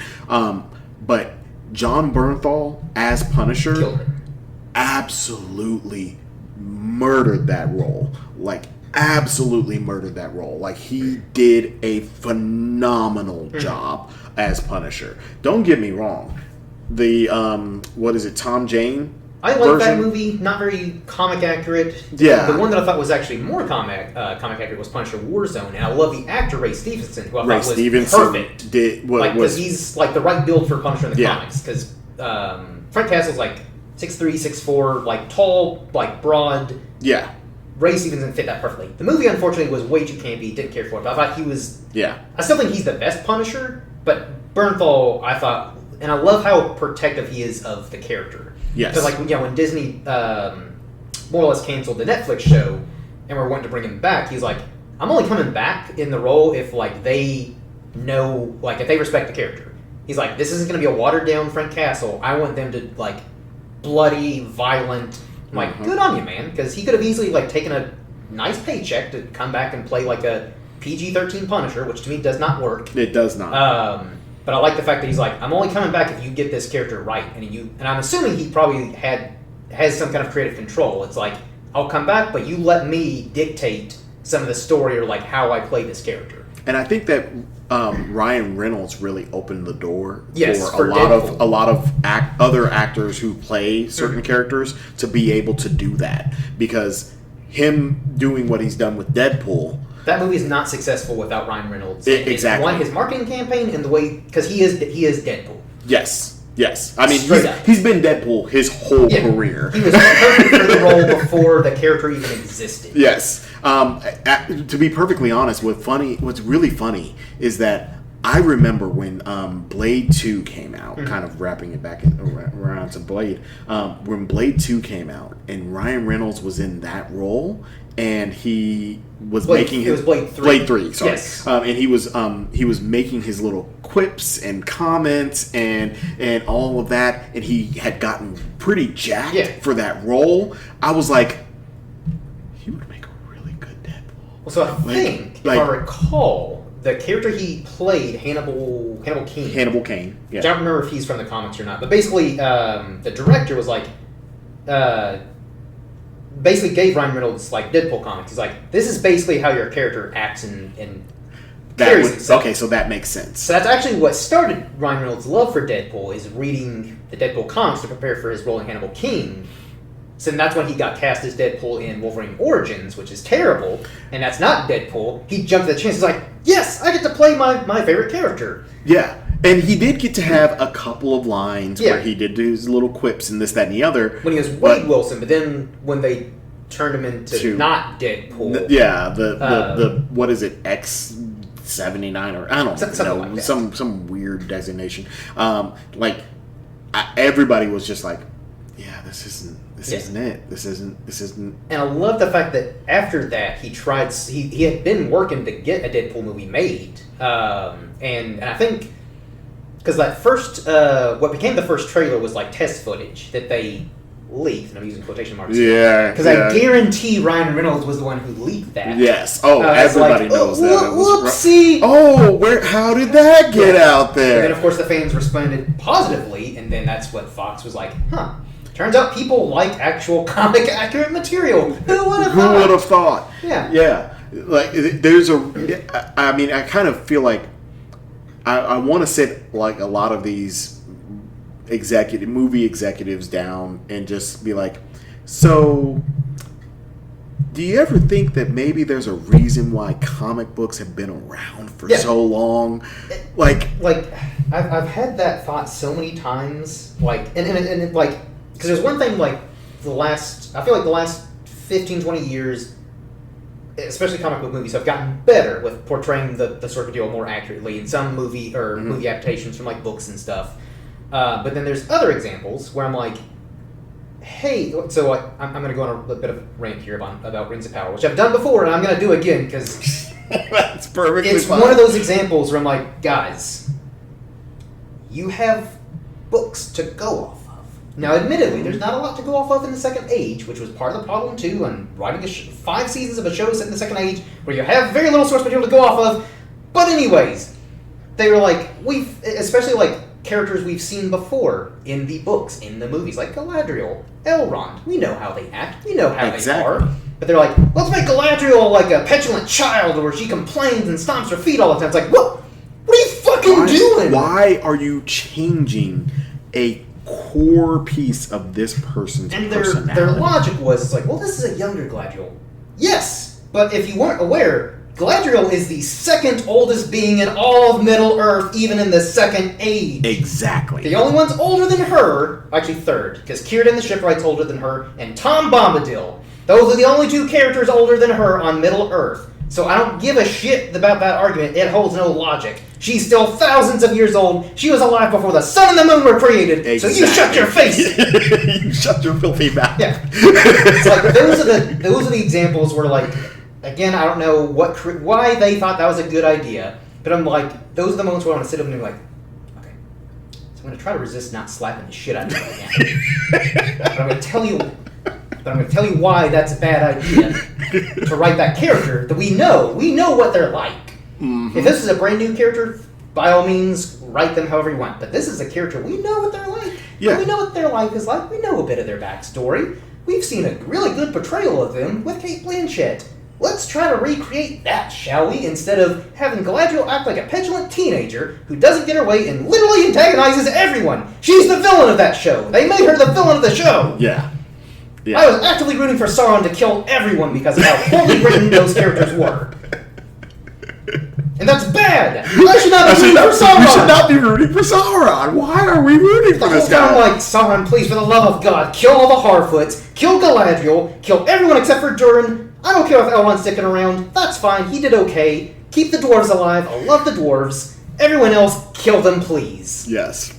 Rant absolutely. Ended for the time being. Until we circle back to Season 2's coming up, guys. I'm probably going to have some thoughts. Because I had some strong thoughts on that first season. Oh man, like no.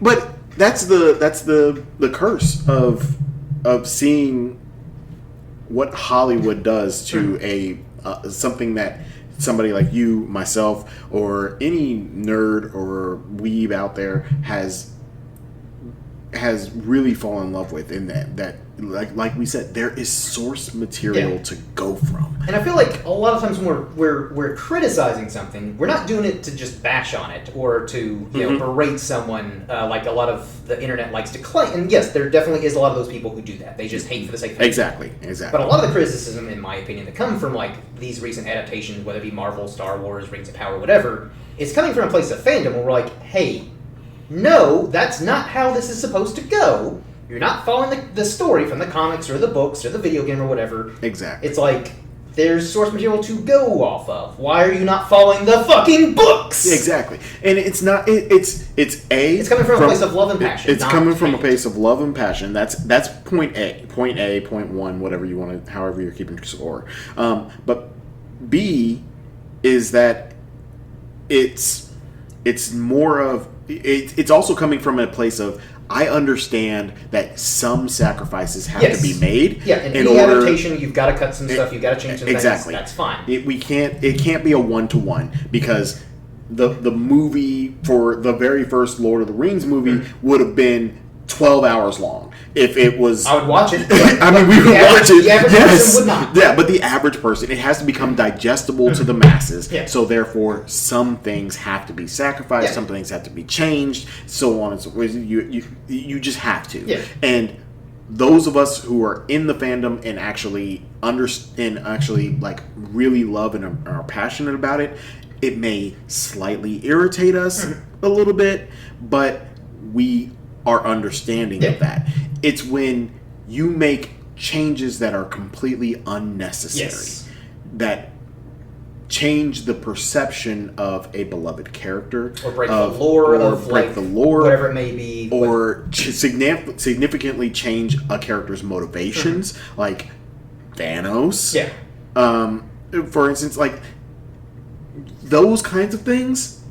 That's what we get stuck on. Like, that's when I will actually like get on the comment section and just really go to town and whatnot. And then like my wife will be like, "Who are you writing a book to?" I'll be like, "Nobody," and hitting the delete key for the next 20 minutes. Like the executive of Warner Brothers or Disney or whatever studio. Yeah, exactly. I'm sure they read that stuff. Yeah, because they definitely read my comments for sure. I'm they that see that it's like, and trash can. Yeah.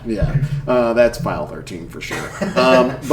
But no, it's because of the fact that, for instance, getting back to a question that I asked that I didn't answer myself, my favorite X-Men character, Gambit. Remy LeBeau will Gambit. Always be my number one favorite character. A lot of people don't like him. A lot of people think that he's just a throwaway character. He is not. If you have not read the New Sun arc of the X-Men comics, go read it and then come back to me and tell me if Gambit is a throwaway character. He absolutely is not. Like, dude is one of the most powerful beings in the X-Men universe. Like, just period. And the fact that more people don't know that kind of bothers me a little bit, tiny bit.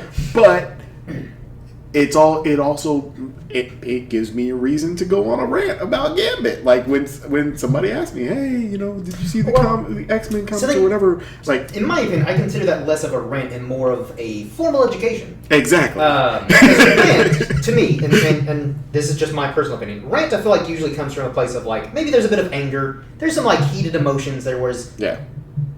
That case, like, if I were one of those people where it's like, hey, tell me more about Gambit, I wouldn't consider you ranting about that. I would consider that, like, you're giving me an education on the character. Same thing when people ask, like, why didn't they take the Eagles? It's like, well, let me sit you down. I'm going to tell you why they didn't take the Eagles. It's not coming from a place of, like, oh, you noob or you fool. I'm just like, I'm going to answer that question and tell you why they did not take the Eagles to Mordor. Exactly. Because they're an intelligent race, and there's a whole... Yeah, the Eagles got their own stuff going on, guys. They're not the Uber service. Yeah, they're not here to serve you. Like, no. It's also hard to be stealthy flying giant eagles. Yeah, like, when the other side has... Fell beasts. Yeah, are they? Is that what they're called? Mm-hmm. Okay, because I was just gonna call them wyverns. They essentially are They're wyverns. technically are wyverns. They're a classification of Yeah. wyvern, which wyverns are different than dragons, and I will fight you over that over that distinction. So, not important, but I will fight you over that. So okay, that actually random trivial question that has no impact on anything at all. Does it bother you when you see like a piece of fantasy or whatever where there's a wyvern, but they call it a dragon? Because all wyverns are, what is it? So not all. I think all wyverns are no. All wyverns are dragons, but not all dragons are wyverns. Yes. Yes. Because dragons, at least how in typical fantasy, like in literature and stuff like that, how they're described in the Middle Ages, have 4 legs and can typically breathe some type of like breath attack with typically fire. Yeah. Wyverns only have 2 legs and basically wings. And that sometimes have claws. Sometimes have on claws. The end. Like some kind of appendage, and typically do not breathe fire. Or they might, I think in some cases they might breathe like acid or some kind of breath attack, but it's not fire. Exactly. So, because there are some, because technically the dragons in quotation marks in Skyrim are wyverns. Exactly. And playing through Skyrim, I was the first time that a dragon landed, and I was like, lies. That's not a dragon. So it's like, actually, guys, look, I appreciate all the praise, but I'm not the dragon. I'm the wyvern. I'm the wyvern-born. Like, what? It's like, look, I know it's a subtle distinction, but I feel like I gotta call it to attention. You're praising me for something I am not. I am not. Yeah, look, maybe the Dragonborn will show up one day, and when then actual dragons show when y'all actually have some dragon problems. But until then, I'm gonna take out these wyverns and Fus Rada. I'm out. Yeah. So, we wanted to clarify that for you viewers. I'm sure that was the burning question all of you have had. Yeah. Keeps you up at night and cold, so it's like, what's the difference between wyverns and dragons? Yeah. And there you go. Formal education. Yeah. Not coming from a place of hate or anything like that. Just from a place of education. Now you can be one of those nerds that brings this up unprovoked. At your next Thanksgiving family you're at work around the water cooler and you're like, hey, so politics. It's like, I'll tell you what's a crazy word next week. What's the difference between wyverns and dragons? Let me tell you what I learned. And you get fired. Because they're like, this guy is crazy. Please leave. Make sure you read the room before you pass it out that piece of information. Just read the room. Not everyone is me, where I will unprovoked bring up random facts about Lord of the Rings and other trivia that no one cares about. And not everybody is me, who will totally engage with that unprovoked out of nowhere. Absolutely will. You all have to understand, I don't have a lot of skills. I've just got a lot of useless information in my brain. And I feel like I have to get this out of my brain. But that in itself is kind of a skill, though, right? Like, not a practical one. It's not one that I can put on my resume. It's not like a skill that you can use for like building a house or farming or anything else like that. But at the same time, I feel like the world needs entertainers, right? Like the world needs lore keepers, entertainers, world builders. The creatives are that skill set and that skill group that I feel like kind of don't get enough credit or recognition. I agree. Because if you look at history in general, from like the very beginning all the way up until now, and not just any one particular country or culture or anything else like that, but all of them have their own dragon myths. Yeah. All of them have their own mermaid myths. All of them have myths. Yeah, exactly. So the lore keepers and the storytellers and the creative people are the ones who pass down these traditions and these myths and they've kept that piece of childlike wonder and fantasy and this, that, and the other, like being able to see the world in a different way. We are those kinds of people who've done that throughout time, and I feel like that's a skill group that has been here since the beginning, but has not really received the recognition that they should have received throughout time. It's a portion of not only history but also entertainment that, I mean, yeah, you see it being recognized in small ways, like for instance Hollywood and the movie and creation, the whole industry, the entertainment yeah. industry. There, you see it in comic books, anime, manga, manhwa, that kind of stuff. But as far as like, if I crack open a history book, am I going to see like the name of the person who came up with the first dragon myth? Or am I going to see the name of the person who came up with the first mermaid myth, or the name of the sailor who saw something in the water that they could not explain, so they came up with the best description that they could have for it. And all of these years later, we now continue to talk about the Loch Ness Monster. That's true. Like who's the person? Who's the first person who did that? I don't know. Do you know? I do not. Somebody in the comments, please let us know. Yeah. But I agree. I think it does still keep that air of mystery in the world, where even though we can pretty definitively in a lot of cases dismiss like a lot of like cryptids like the Loch Ness Monster or whatever as not existing, or at least not being a plesiosaurus. I'm pretty confident it is not that. Yeah, I'm open to the idea that there's something there, but it's maybe not what we all think it is, or it might have a different explanation. Yeah, but I still love the fact that, like, again, even to this day, we have modern technology like satellites, we have phones that have cameras on them. You would think, like, if someone saw the Loch Ness Monster or these other cryptids, we would have good visual representation. Yet we don't. You don't. And people still believe. And I'm like, you know what? I may not believe, but I like the fact that you still do. Exactly. I don't judge. And also, I'm legit envious of cryptozoologists, or that is their job to basically like, I'm pretty sure Bigfoot's out there, so I'm going to travel to Wyoming and look for Bigfoot. I'm like, hell yeah! Yeah. Can I come with you? Yeah. Look, I just want to hike in the woods, and I'll be your support man and be like, that Bigfoot. Yeah, Bigfoot droppings? One of my favorite, like, back when I was a cable guy, one of my favorite jobs that I ever went on was I was out in the middle of nowhere. Like, I entered it into my GPS and lost signal at one point, like on the drive there. Sounds like right. I was out in the middle of nowhere. Was really actually starting to get kind of spooked from driving to this location. But it was this couple. They had a trailer, and they were like, we need internet, and I got to talking to them while I was like hooking up the trailer and stuff, and found out that they are Bigfoot hunters, and they go around the country looking for Bigfoot, and they had stories of, they swore that they caught a glimpse of Bigfoot in this place in Colorado, and this place over here, and I'm just thinking, I could think that these two are just nut job crazy. I could.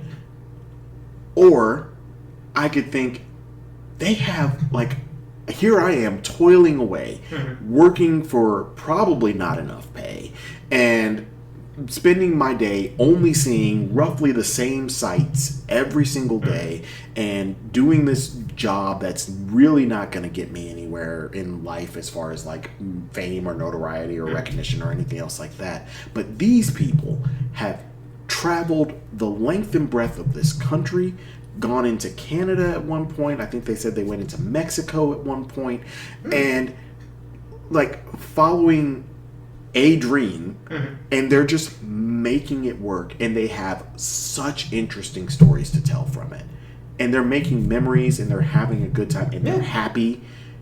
And even if that's not the gig that pays their bills, it still sounds like they're living their life. Like, if this is their hobby, they are definitely living their life to its fullest. Exactly. Because that is my dream, to be able to travel. Because I love traveling, both domestic and international, just going to new places, see what like the food is like, see what the people are like, the sights. So, cryptozoologists, if you're listening, you want a sidekick? Help you find Loch Ness Monster, Bigfoot, whatever. I'm your guy. I will follow you to the ends of the earth I will watch from the safety and comfort of my house because I don't like bugs or cold weather. So I will happily be a subscriber. But yeah, no, I don't do the wilderness like that. I will describe it in my D&D campaigns to a T. Like, I will help you. I will use all the flowery languages you need. But no. I'm not a. I know my limits, and nature is not. Me and nature don't get along too well. We're not good bedfellows. Like, but to each their own. Yeah, like, fair enough. Everybody's got their own things. Gambit. My number one, and you gave me two, so I'll give you two in return. I also, from on the opposite end of the spectrum, the more evil end of things, I actually really like Mr. Sinister. I do not like anything about his philosophy, his politics, or his job throughout history in the X-Men universe. For those of you who know anything about Nathaniel Essex, you know what I'm talking about. You know what I'm referring to. This guy. If you got a name like Mr. Sinister, you know he's a bundle of joy. He is a bundle of joy. But I like that. That is a really well-written evil character, and evil from the sense of being kind of like how we discussed prior to turning on and starting recording, was evil from the shadows. Like, yes. Evil, like I'm dictating what's happening, but I don't actually have to go out and do it myself. He's the puppet master, where he's pulling the strings while not being front and center of, like, I'm the bad guy, pay attention to me. He is the mastermind that is behind so many things without ever needing to dirty his own hands with it. And that level of intelligence and cunning and just unscrupulousness, I don't know if that's a right word, but that is just top tier writing and a top tier character design for me. And Gambit, Mr. Sinister, those two, absolutely top of my X-Men list. I would write them into every single X-Men story if I could, but I don't have that kind of authority. Somebody at Marvel, hit me up. Give him that kind of authority. Give me the authority to start making decisions on. Let's be honest, you guys aren't doing too well, so you can use some help. Hey, you can't do much worse.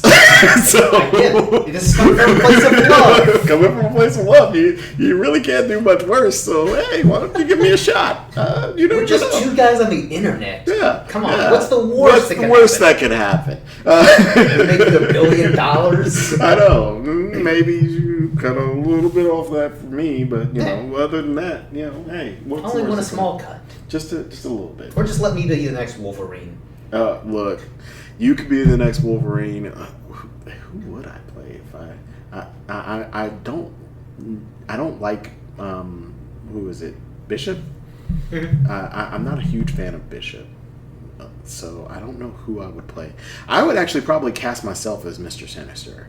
Interesting. Because as much as I typically tend towards good aligned characters in like D&D, in video games, I have a really hard time with the renegade options in video games. So I don't know if it's sad or speaks a lot about my person, but like, in games like Fable or Elder Scrolls where you can be evil, I feel bad. Like, if I'm just like, it gives you the evil option of like, oh, you gotta punch that little kid. I'm like, yeah, I'm gonna punch that snot-nosed kid. I'm like, ugh.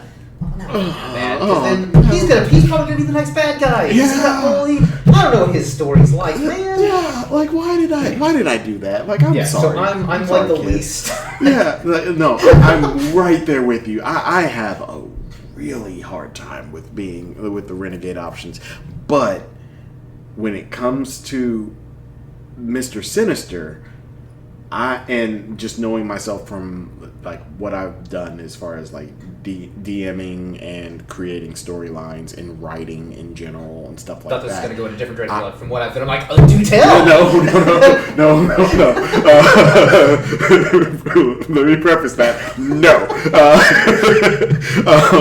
No, just as far as like DMing and writing and stuff like that, I know that I could possibly, and I don't have any acting chops, but just knowing the character well enough, I could at least, if nothing else, I could be like, I could give great pointers as to, yes, this character would do this, or no, this character wouldn't say that. Like, it would be phrased this way because this is who they are. This is the time frame that they not only grew up in, but what they've done since.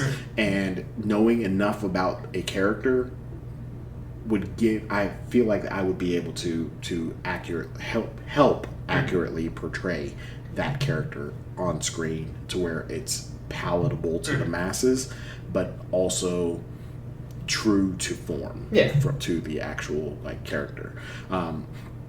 Would I be able to do the voice? No. Do I look like Mr. Sinister? No. But makeup and voice changers exist out there. It's true. Marvel. So just tossing that out there. Am I tall? No. So platform shoes also exist. I'm fixing your problems for you.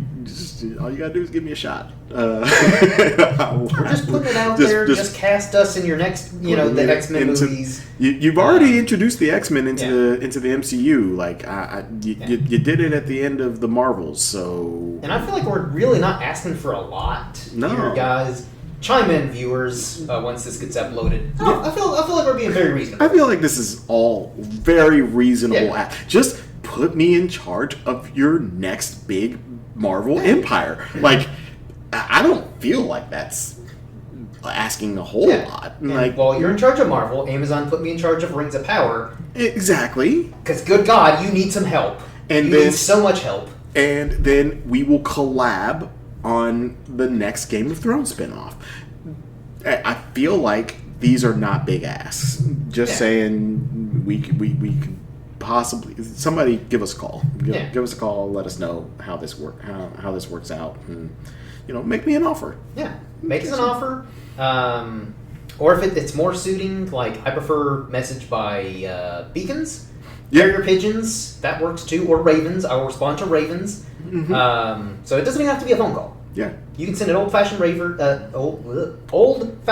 by raven, or just like the beacons, and I'll know to respond appropriately. And I will be the first one to be at your side when you do. Like, oh, the beacons. Hey guys, I gotta go. I have stuff to do. Because I see the pop figure there.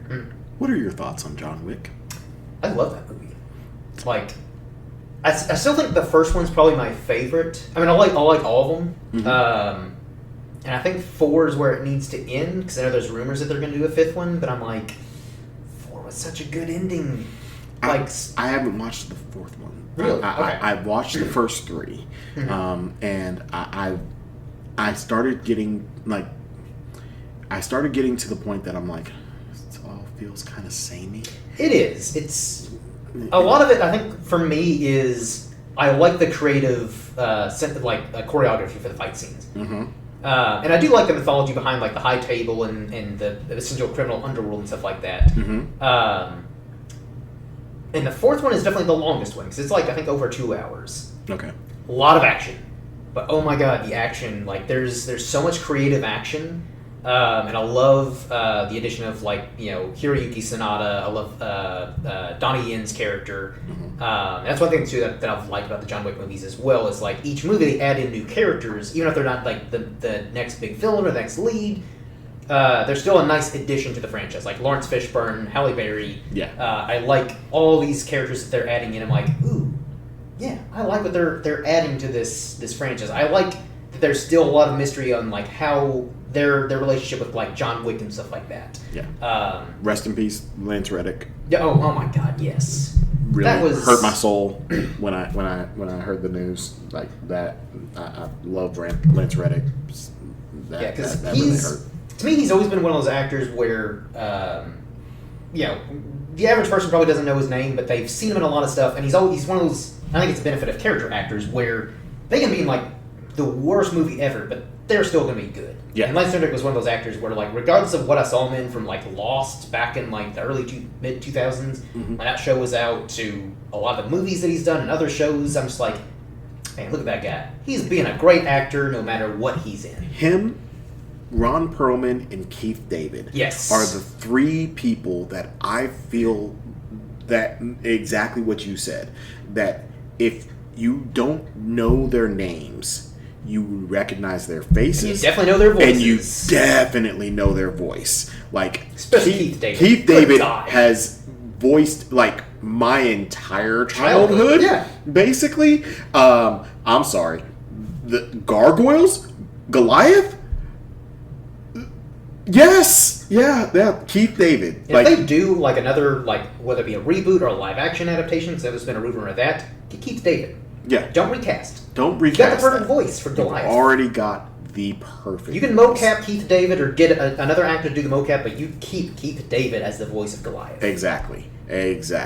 Because that he's kind of like I don't know his name. I apologize that I don't know the name.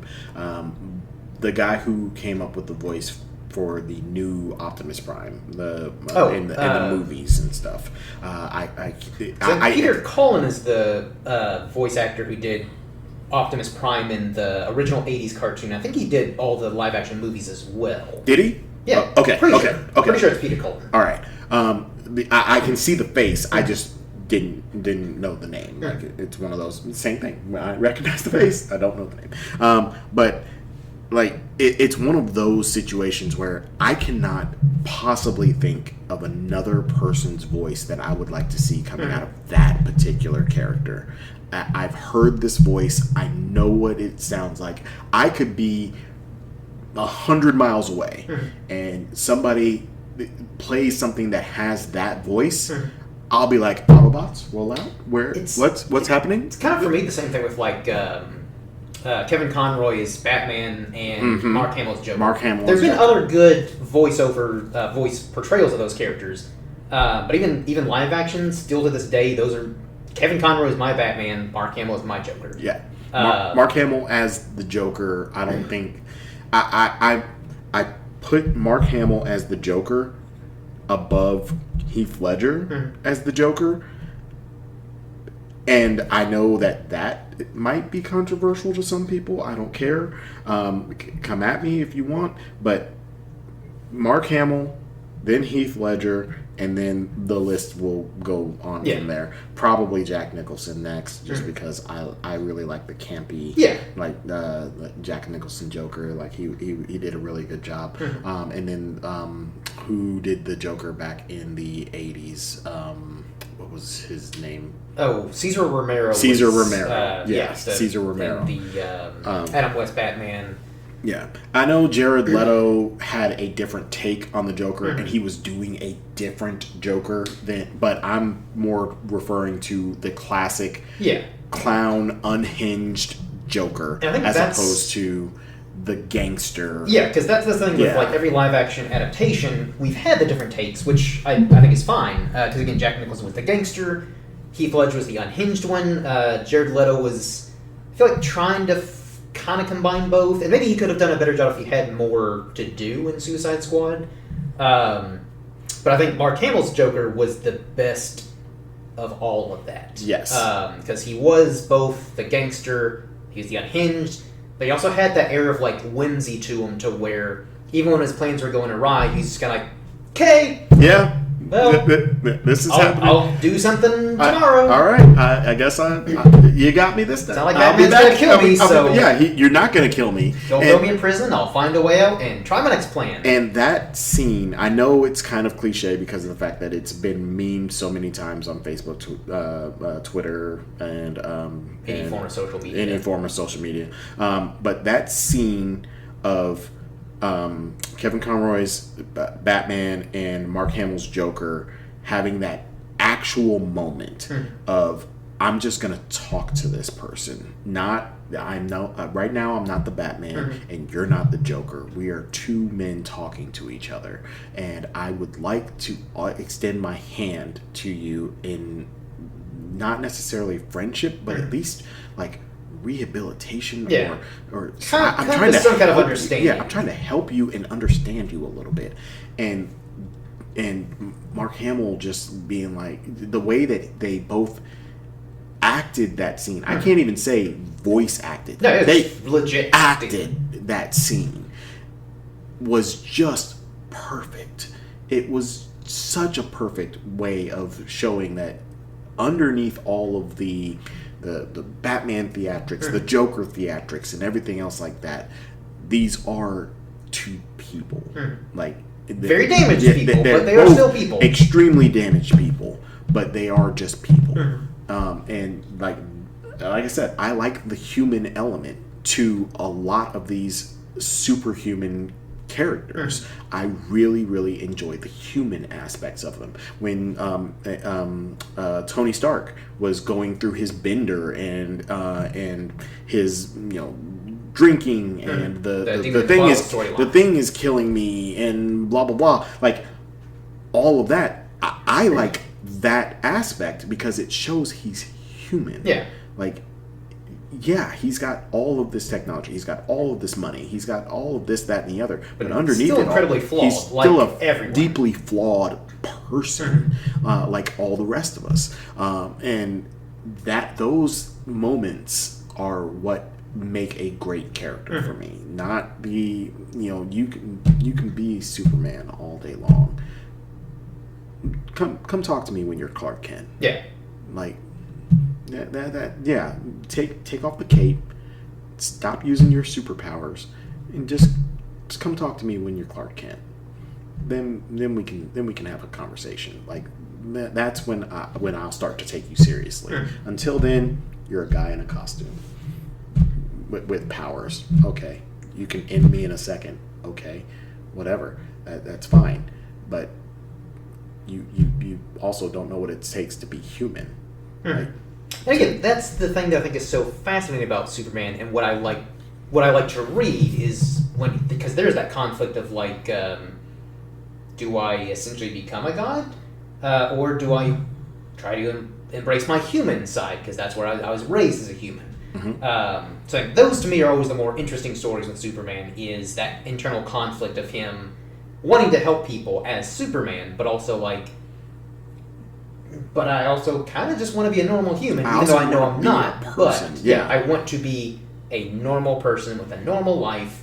So yeah, that's why I always think those stories. I know I'm probably the minority of people, because obviously when you have a character like Superman, it's entertaining to watch him beat people up, and it is. Not trying to disparage anybody who likes that or prefers that. But again, for me personally, those are the stories that make Superman actually interesting to read, where it's that character study of him, rather than like him being like, oh, well, alien invasion again. Yeah. I'll be back in 10 minutes, and then he flies off and beats the alien invasion, and it's like, yeah, okay, that was cool, whatever. Yeah. But what is there any more to you than this? Yeah. Like okay, you're just an overpowered being. Like at some point, and this is true across all forms of fictional media with really massively overpowered characters. At some point, you reach a point where the amount of power that this character has, A, makes them uninteresting, and B, makes them no longer relatable or human. Whether they started off as human or not, it makes them, they lose a bit of their humanity, which makes them less interesting to me. Exactly, and that's kind of like circling a little bit back to like some of my problems, like more recent, like not just Marvel, but like movies in general, where they have these characters, and unfortunately, it seems like a lot of them are female characters, like the live-action Mulan movie. I was excited for that because Mulan's one of my favorite Disney animated films, and it's also one of the few that I thought warranted a live-action remake. Right. But the live-action remake, she's just like great at everything. It, like, she has like these magic chi powers, and like at the beginning, like she's like a child and she's doing like all these cool like flips on the roof and stuff, and her dad's like, no, you can't do that. Like, you can't let the world see you be like totally awesome and stuff. She's like, okay, I guess I'll be normal. But she, like, unlike in the animated film, like, where she struggles to be accepted by, like, her fellow soldiers, and a lot of it, she uses her wits more so than, like, her physical, any kind of physicality about herself. Exactly. But in live action, she's just great at everything. Like, she can, like, just beat people up without any effort. I'm like, well, what? This character's less interesting now because she didn't have to earn anything. She was just good at everything. It's like, oh, I can fight people now who are twice my size. I can shoot a bow. I can fight with a spear. I can ride a horseback. Cool beans. It's like, but there's no struggle for you. There's no development if the character doesn't have something that they can't achieve or something that they can't, like, overcome. Like, if they're just naturally great at everything. Yeah. And again, same thing. That's another reason why I'm not as big a Superman fan, is because, it's hard to write good stories with a character who's that almost flawless. Exactly. That was a problem too with the Captain Marvel movie. Is I feel like she was also kind of just good at everything, and the characters were like, Carol, you need to calm down. It's like, she's not showing a lot of emotion here. She's quite calm. Yeah. I don't know why everyone was like, Carol, you need to calm down, okay? You're out of control. You're out of control. I don't know. She seems pretty chill. She seems really, really calm to me. Like, I feel like she's just doing her thing. Yeah. Like, or again, Rey and the Star Wars sequels. Yeah. I thought she started, and really, all those characters start off with so much potential. But Rey kind of plateaued. Then Finn, they were like, I don't know what to do with this guy, and which he got dealt dirty so bad. Because like, you set him up to have all this potential, like whether he is force sensitive or not, which I do think he was. Mm-hmm. And then they were like, you go on a little side quest in The Last Jedi that doesn't really amount to anything. And The Force Awakens, The Last Jedi, I barely remember that movie, so I feel like he didn't do a whole lot in that movie either. I honestly didn't watch it. You're not missing anything. It's pretty forgettable. Yeah, when we got to the second movie, I was just like, okay, I'm kind of done. Yeah, and it's nothing. That's not saying anything bad about the actors. Yeah, no, the actors I thought all did good. That nature. It was just like, I was just kind of over it. Yeah. And at this point, I'm just like, okay, well, whatever. And I like Star Wars. Yeah. This is not a downplay on Star Wars. I still, to this day, and again, possibly controversial statement, but what is Lil Buddy's name? The guy who played, he played in the Force Unleashed, the game. I know I've never played the game, but I think I know who you're talking about. Him. Mm-hmm. I, to this day, still think he's by far the best written character in the Star Wars universe. Like, I just think that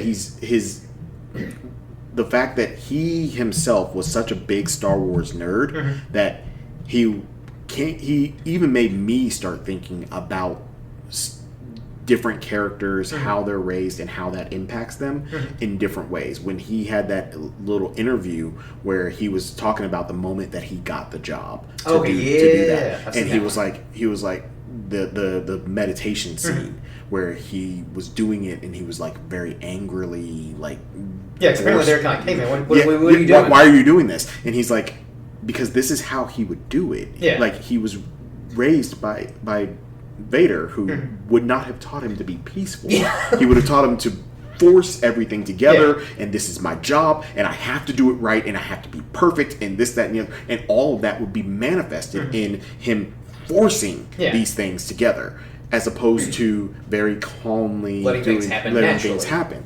And that got him the job. And it made me think about other characters, not just characters that other people have written and stuff like that, but other characters that I myself have designed or have reworked in some way to use in D&D campaigns or in my own little fan fiction or whatever. That how would their upbringings or their backgrounds or stuff like that, how would that affect them? How would that change them? Like, I never really even considered it prior to that watching that interview, but like I'm sitting here thinking, like, I've done a ton of D&D campaigns, both as a player and a DM, and everybody has the tragic backstory of my parents died when I was born under a full moon and this, that, and the other.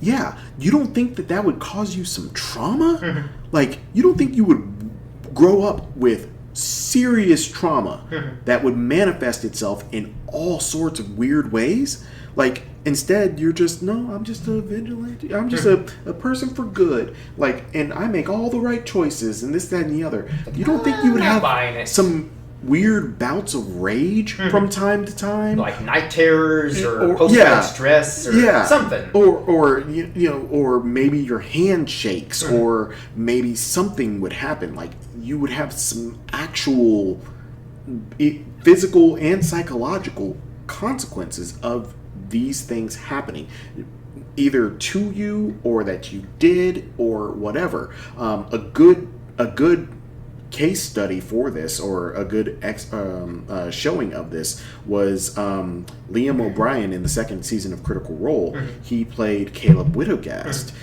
who has a very traumatic backstory, and that manifested in very specific ways that you could see throughout the campaign, that he acted very well. Like, anytime that he had to pay somebody, he counted every single gold piece. 1, 2, like, and they would go continue on the conversation over here, like all the rest of the cast and Matt Mercer and everybody, and he would actually still be over there counting. Until he got to the right amount that he would be paying the shopkeeper or whatever. And it was like, I just noticed that little detail, and I was like, that's his trauma coming out. Like, that's him being poor and not really having access to money as a child. Like, or being raised around money and knowing economic systems and stuff like that. But that's a piece of, like, OCD there. That's a whole bunch of different things happening.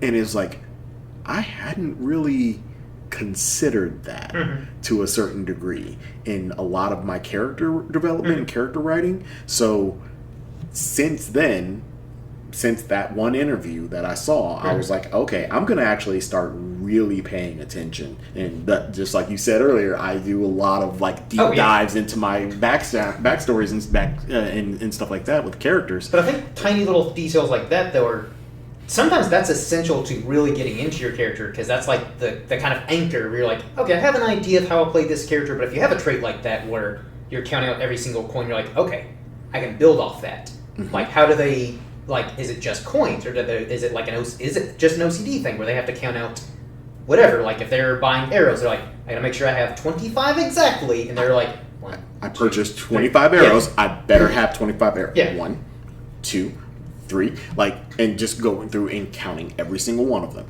I created one character who had.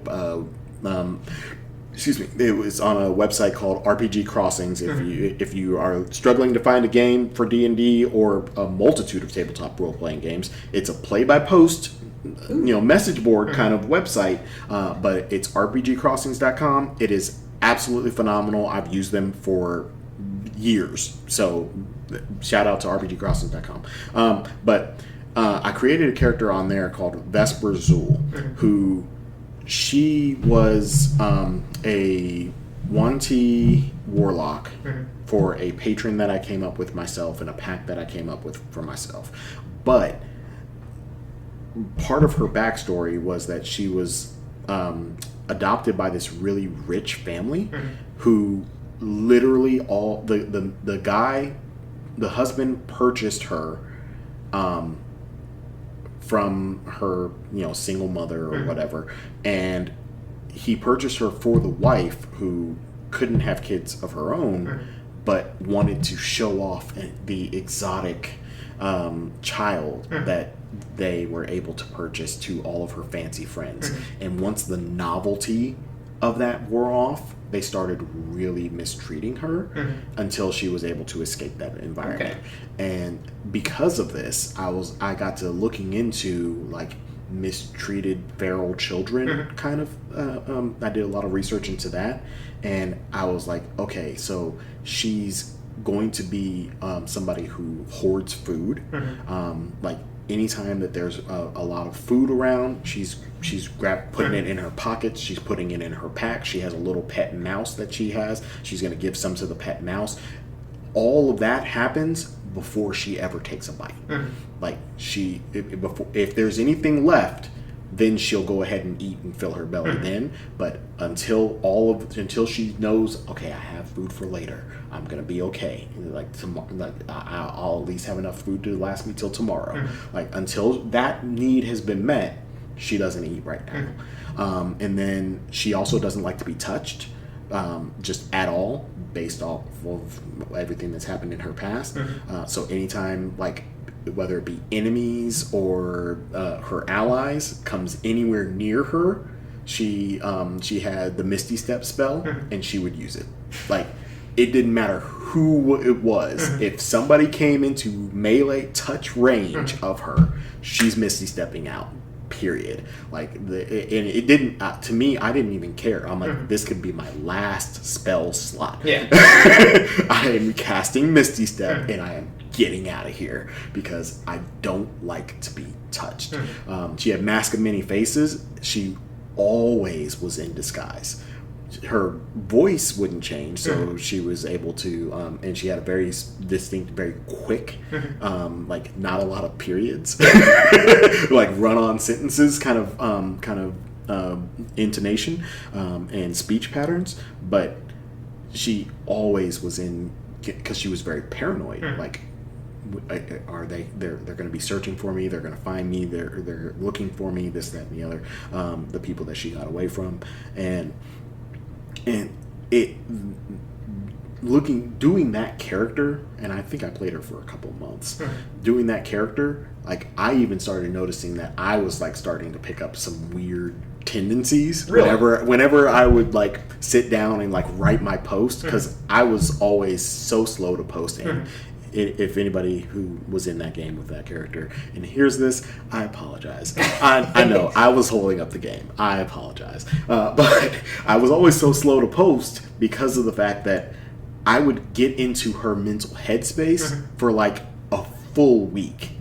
And I would write a little bit, and then I would consider what I've written, and I would go back and rewrite, and I would be like, no, she really wouldn't do this. She would actually do that. And all that. And I started having some weird kind of tendencies that I noticed that I was having while playing that character, because it was exploring a part of, I guess, my own psyche that maybe I hadn't really, like, I know I have a couple of OCD tendencies and some ADHD tendencies for sure. I really do. If something leaves my sight, I literally forget it exists.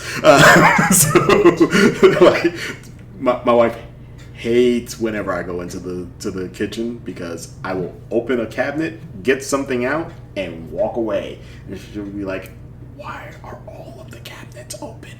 I'm like, oh, I forgot that I had opened it. I have a bad habit of like, I'll be in conversation with someone and like we're talking, and it's like, for whatever reason I'll zone it, not because like I'm bored or anything like that, it's just all of a sudden something distracts me, or a thought pops into my head, and I'm like, oh yeah, and that distracts me, and I'm still like nodding my head. It's like my brain is like registering, you're in conversation right now. And then like they'll finish talking, and I'm like, yes. And I have no clue what they said, which thankfully, like, people who've known me long enough will pick up on them. Like, I'm going to repeat what I said because I don't think you understood. I don't think you thank heard you. me. But then it's like, what's the problem though is like I've done that at work, like over like many years at like the few places that I've worked. Is someone will kind of like give me instructions like, okay, if you can do that for me, then after that, you can do this, and it's like I'll pick up on like the first thing. And maybe the last thing. Maybe the last thing. Then the middle stuff, I'm like... Or I'll just completely blank, and I'm like, okay. Yep. And I'll go to, like, wherever they instruct me to go. I'm like, I think I could probably figure it out based on where they told me to go. Then I go there, and I'm like, I have no idea what I'm doing. I don't know what I'm supposed to do. And I'm like... What am I doing here? Do I look like an idiot and be like, hey, so you know how all that stuff you told me to do? did not register whatsoever. I'm going to need you to repeat that one more time. Please repeat. Yeah. Right? That's part of why I really work well from a list. Yes. I think I may have discussed that last time that you had me over to do this. But I'm very much a list person. Yeah. If you give I can memorize stuff better with a list, even if I just write it down real quick. Just by writing down, like, okay, you're looking for this. And I'm like, gotcha. But if they're like, hey, I'm looking for this, I'm like, okay. And they're like, shit. What'd they say they were looking for? Exactly. I was like, hey, so no, just 2 seconds ago you told me what you're looking for. What are you looking for? What was it again? I've completely forgot. Yes. I'm growing senile at 33. Look, 33. You got a ways to go, bud. No, I will do that with my boss at work. If I go into her office and ask her a question, and she starts answering it, I'll be like, "Can I borrow your pen?" Yeah, that's why I brought this pad of paper. I forgot the pen that I had at my desk, but if you give me your pen, I will start writing, and I will write down what I need to do, because from here to the 3 steps it takes me to get back to my desk, I will forget if you don't let me write this down. Or you can Teams message me and tell me what I need to do, but if I don't have it written down, I promise you I'm going to forget. Yeah. It's like, I'll remember like half the details, Yeah. and then I'm just struggling to piece it together. It's like, they said that? I think they said that? No, that doesn't make any sense. Okay, I'm just going to suck it up and ask him, like, hey, I'm lost. I'm lost here. Can you... Give me directions and tell me like I'm a small child, please. Yeah. Give me 1, do this, 2, do that, 3, do this, and we'll be good. I work really well from a list. I do not work very well from... I'm not going to say I don't work well, because I do function. Like I function very, very, very well. I just don't... I don't stay on task very well when I don't have a list. I will get sidetracked. There's not I will get sidetracked easy. It's I will get sidetracked. Period. Like I will come back to what I was supposed to be doing originally at some point. But when that point is anybody's guess.